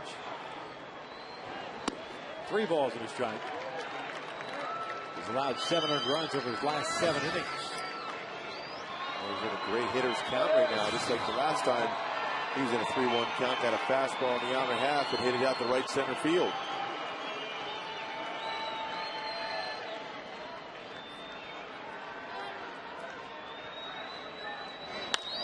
Lines one to right field. There's a base hit. Francoeur over to cut it off. Napoli is on board with a 1-out knock.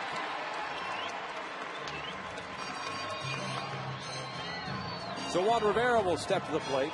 With a man at first base. Juan is 2 for 2. A couple of singles, a couple of walks.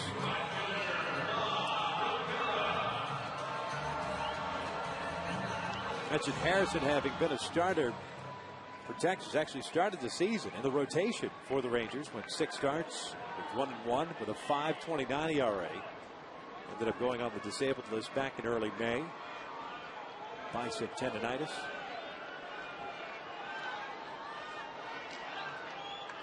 Was activated the end of May and then was shipped down to AAA. Rivera fouls it to the right. It's no balls and a strike.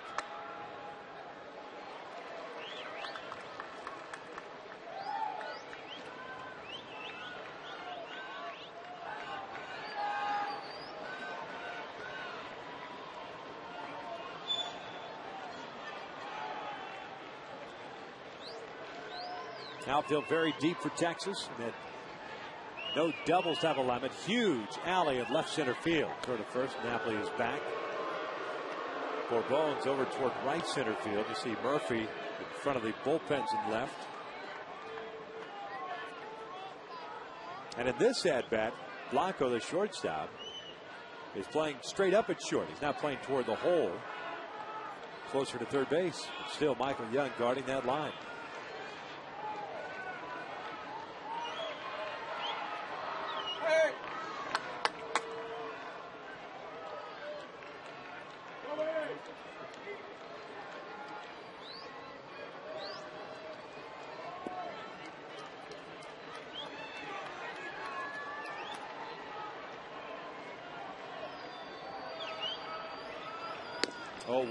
On the outside corner, 0-2.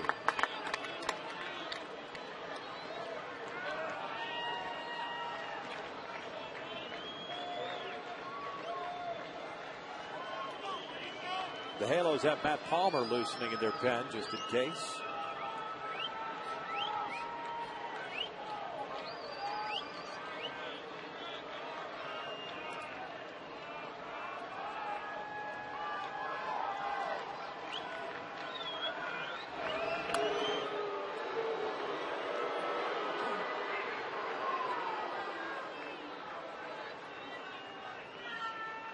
Napoli does have 4 stolen bases this year. He's been caught twice.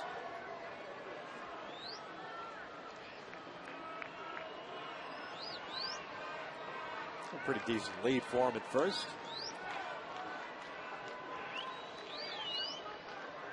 Another throw over there.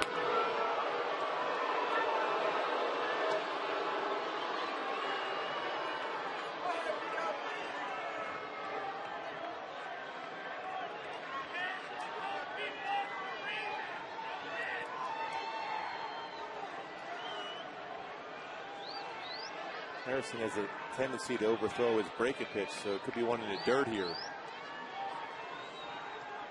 The 0-2. Hard hit over to short. Blocker over to Kinsler for 1. The relay pulls Davis off, and he applies the tag, and that will end the 11th. Third double play hit into by the Angels tonight through 11. It's still 9-1.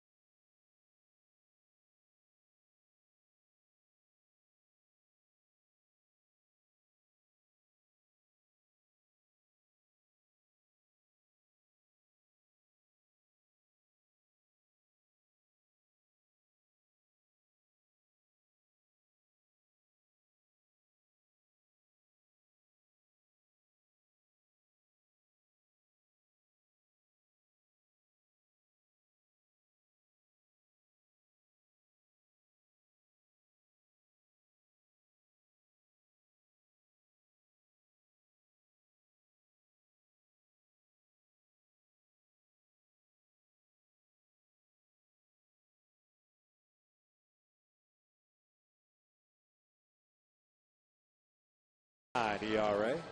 Guy can give you a couple of innings, multiple innings, to keep things going just in case. Not that I'm hoping for multiple innings. No. Good sinking fastball, cuts his fastball, curve, slider. Still 1 inning, 1, 2, 3, and they get the win. That has been the case so far between Walden, Drondy, Jepson, and Kahn. That's dedication on your birthday. He wants a birthday win. And why would you not? It's your birthday, coming to Big A, watch this great series against the Rangers. Chance for the Angels to sweep them. Breaking ball just slightly over the head of Jeff Francoeur for ball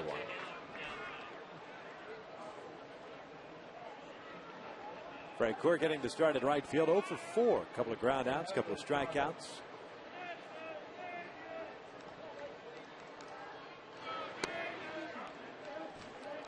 Count evens at 1 ball, 1 strike.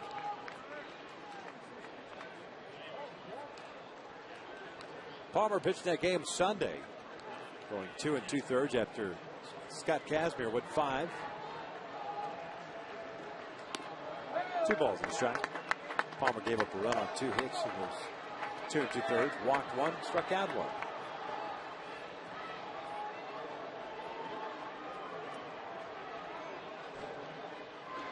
2-1 line over the head of Howie Kendrick up the alley in right center field. Borges trying to cut it off, does so, but a little bit too late as Francoeur is on at second with a leadoff double.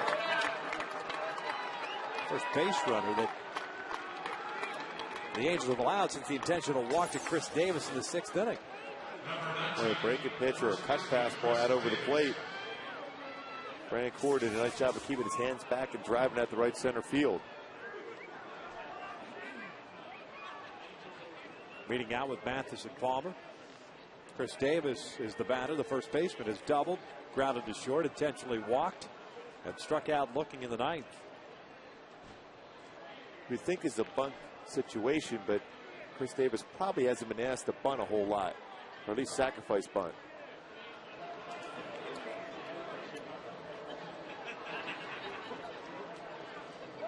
No sacrifice bunts this year for Davis. He'll look at a fastball up and away. Benji Molina on deck. Andres Blanco to follow.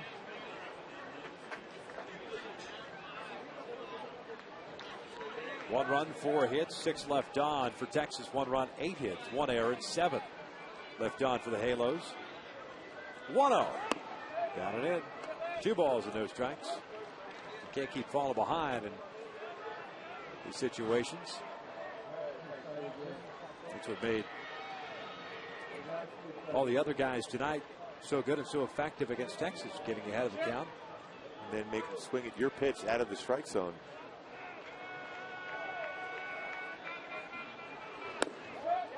Three-0. First base open. Birds perhaps. You don't give Davis anything good to hit, and Molina, a guy that you could induce a double play out of.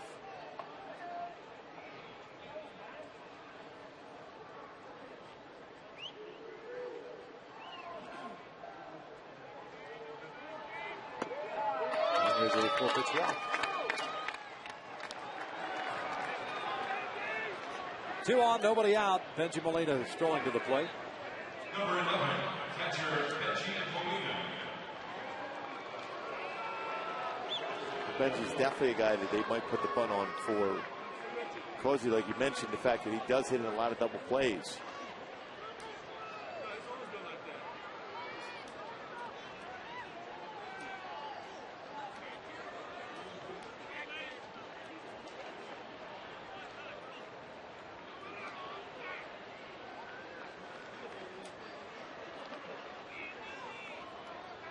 Franzen and Napoli in. Molina showing bunt. Palmer misses outside.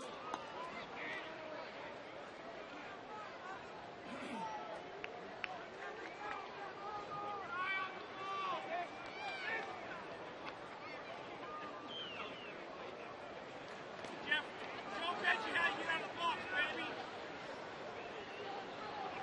9 pitches thrown by Palmer. 7 balls, 2 strikes. Molina bunts one on the first base side. Napoli bobbles it. They're going to get the out at first. Sacrifice works. They didn't have much of a play on Frank Gore going to third.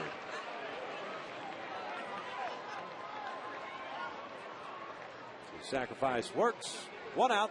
Runners at second and third here. And Mitch Moreland will be pinch hitting here for Andres Blanco.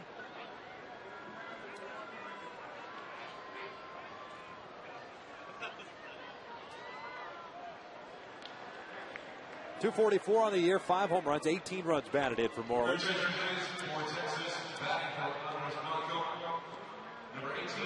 So they were away after the infield in for the Angels. On the air, just 0 for 2 as a pinch hitter is Moreland. But Frank Gore led off this 12th inning with a double, stands at third base. Chris Davis, who had the walk, is at second. Curveball is on the corner for a strike. Moreland's a guy that will strike out. 33 strikeouts in 123 at bats.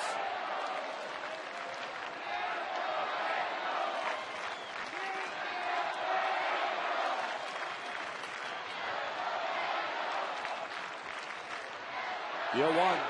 Swing and a miss on the breaking pitch. No balls, 2 strikes. Moreland 4 for 24 with 10 strikeouts over his last 7 games.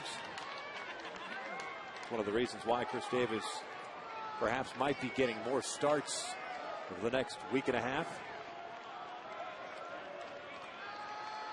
An 0-2 count. The pitch. Check swing. He went around. Down goes Moreland. Mathis has to throw to first to complete the strikeout. 2 outs. Boy, Jeff tried to apply the tag and apparently hit the spike of Moreland. It popped the ball out and he had to throw on to Napoli. Boy, dangerous play. Great curveball in the dirt. It's a swing and miss. It's like a little ping pong right there. Well, nice job as far as technique, as far as keeping it in front. Then it was kicked away from him. He literally picked it up and made the strong throw to get him at first. So 2 outs now, still second and third. Julio Bourbon at the plate. Bourbon twice as walked. He's grounded out. A little dribbler up the first base line. A little swinging bunt the last time up. Farmer delivers the third over strikes. So 0 for 2 night for Bourbon. The top of the order, Ian Kinsler on deck. Franzen still in at third base just in case. Napoli cheating in at first. Willett shallow and left. Same with Borges in center. The 0-1. Up and in. It gets away from Mathis. Here comes the runner to plate. The plate, there is none. Texas is up on a wild pitch. The Rangers are up 2-1.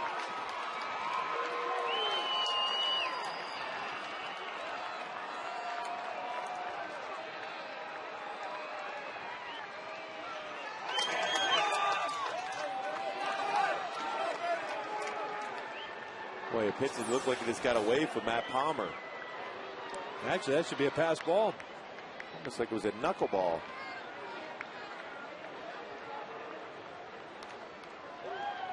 Frank Gore got a pretty good read on it.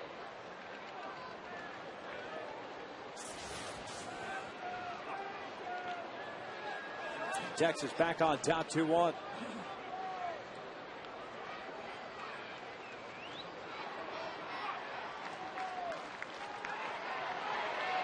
There's Chris Davis over at third base. It's a 1-ball, 1-strike down on Bourbon. Tries to bunt. Mathis will pick it up, and he can't handle the bunt. If Mathis picks it up, they get the out at first. The inning is over. Instead, it goes as an infield base hit. Runners at first and third for Ian Kinsler. One had spin on it, looked up to make that throw to first, but it followed all the way through. Fortunately enough, the run didn't score at least.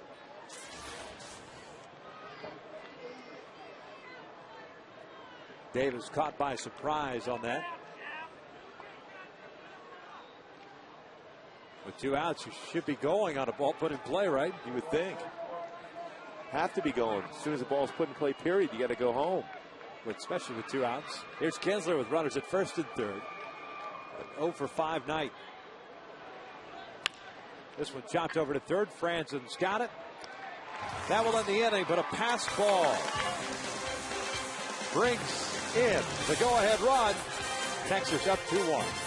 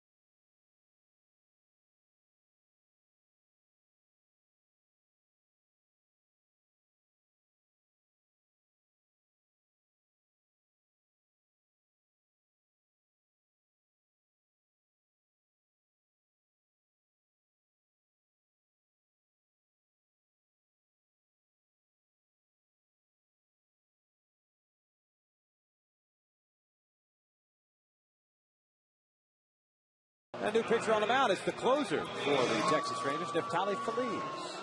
He's got those good numbers so far this season. 65 games already, 36 saves. Fastball 93 to 97. Curveball and a split finger fastball that he uses his changeup.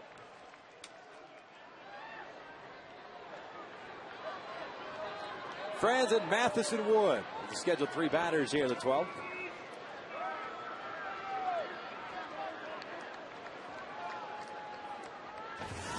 Kevin swings the first pitch, lines with the short, and there is out number 1. There's a line out, no need to throw it. 1 pitch, 1 out to start the 12th.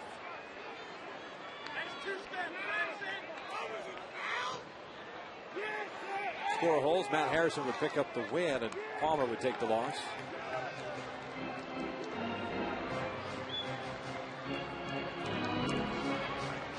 So we get a pinch hitter here.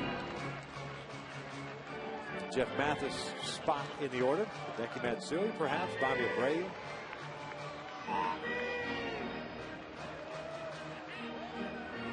And it's Bobby Abreu.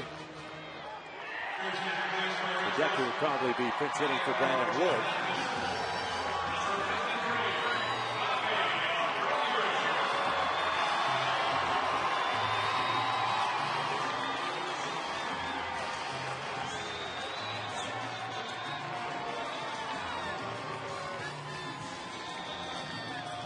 So Feliz has to kind of hang out on the mound as Abreu gets stretched out.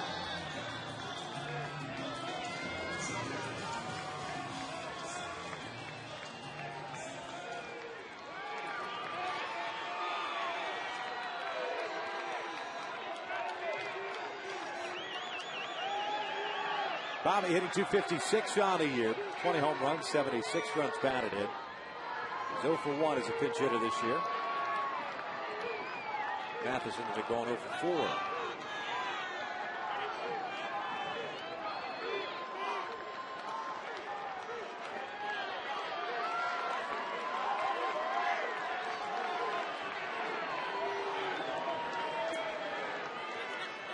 Something's going on here.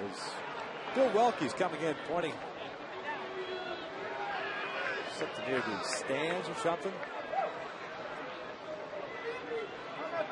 Reflection or somebody flashing something. And flashing tends to happen late in the game.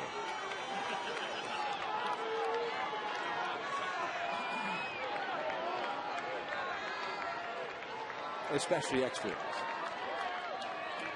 Abreu takes a fastball down and away for ball 1.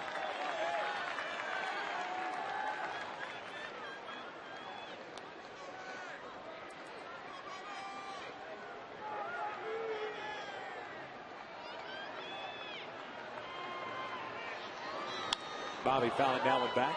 Oh, he had a pretty good swing at that fastball.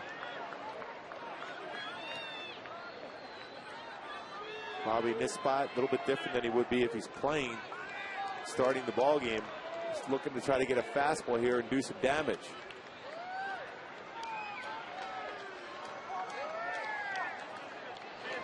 Outside, 2 balls in the strike. Saw Matsui on deck.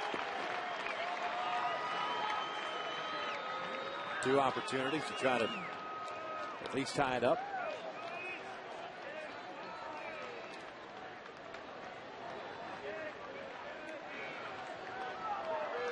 The 2-1. Bobby fouls it back. 2-2. 97-mile-an-hour fastball there from Feliz. Might have been a ball off the inside corner, but the approach is what you want to see out of Bobby. You want to see an extra base hit.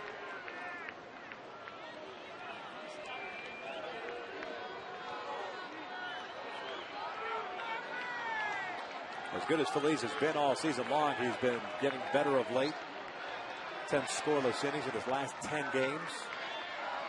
2-2 is lined on the left field side, but foul.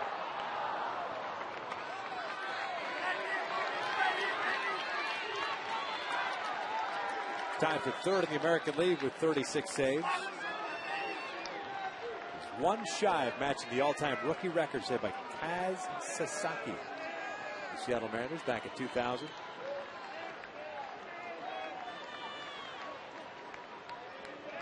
The 2-2.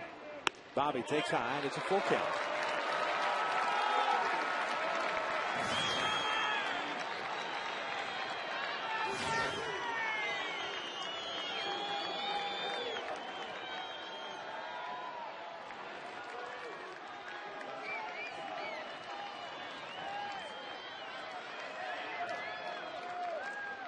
Here comes the payoff pitch. Abreu out towards straightaway center field, chasing Bullpen back and at the wall. He'll make the catch for the second out.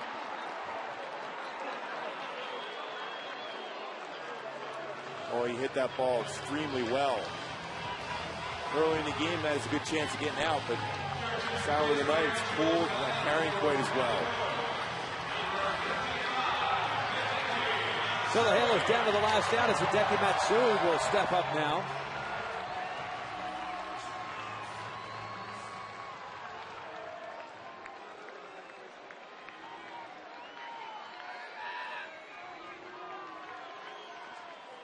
Matsui 1 for 3 as a pinch hitter on the season with an RBI.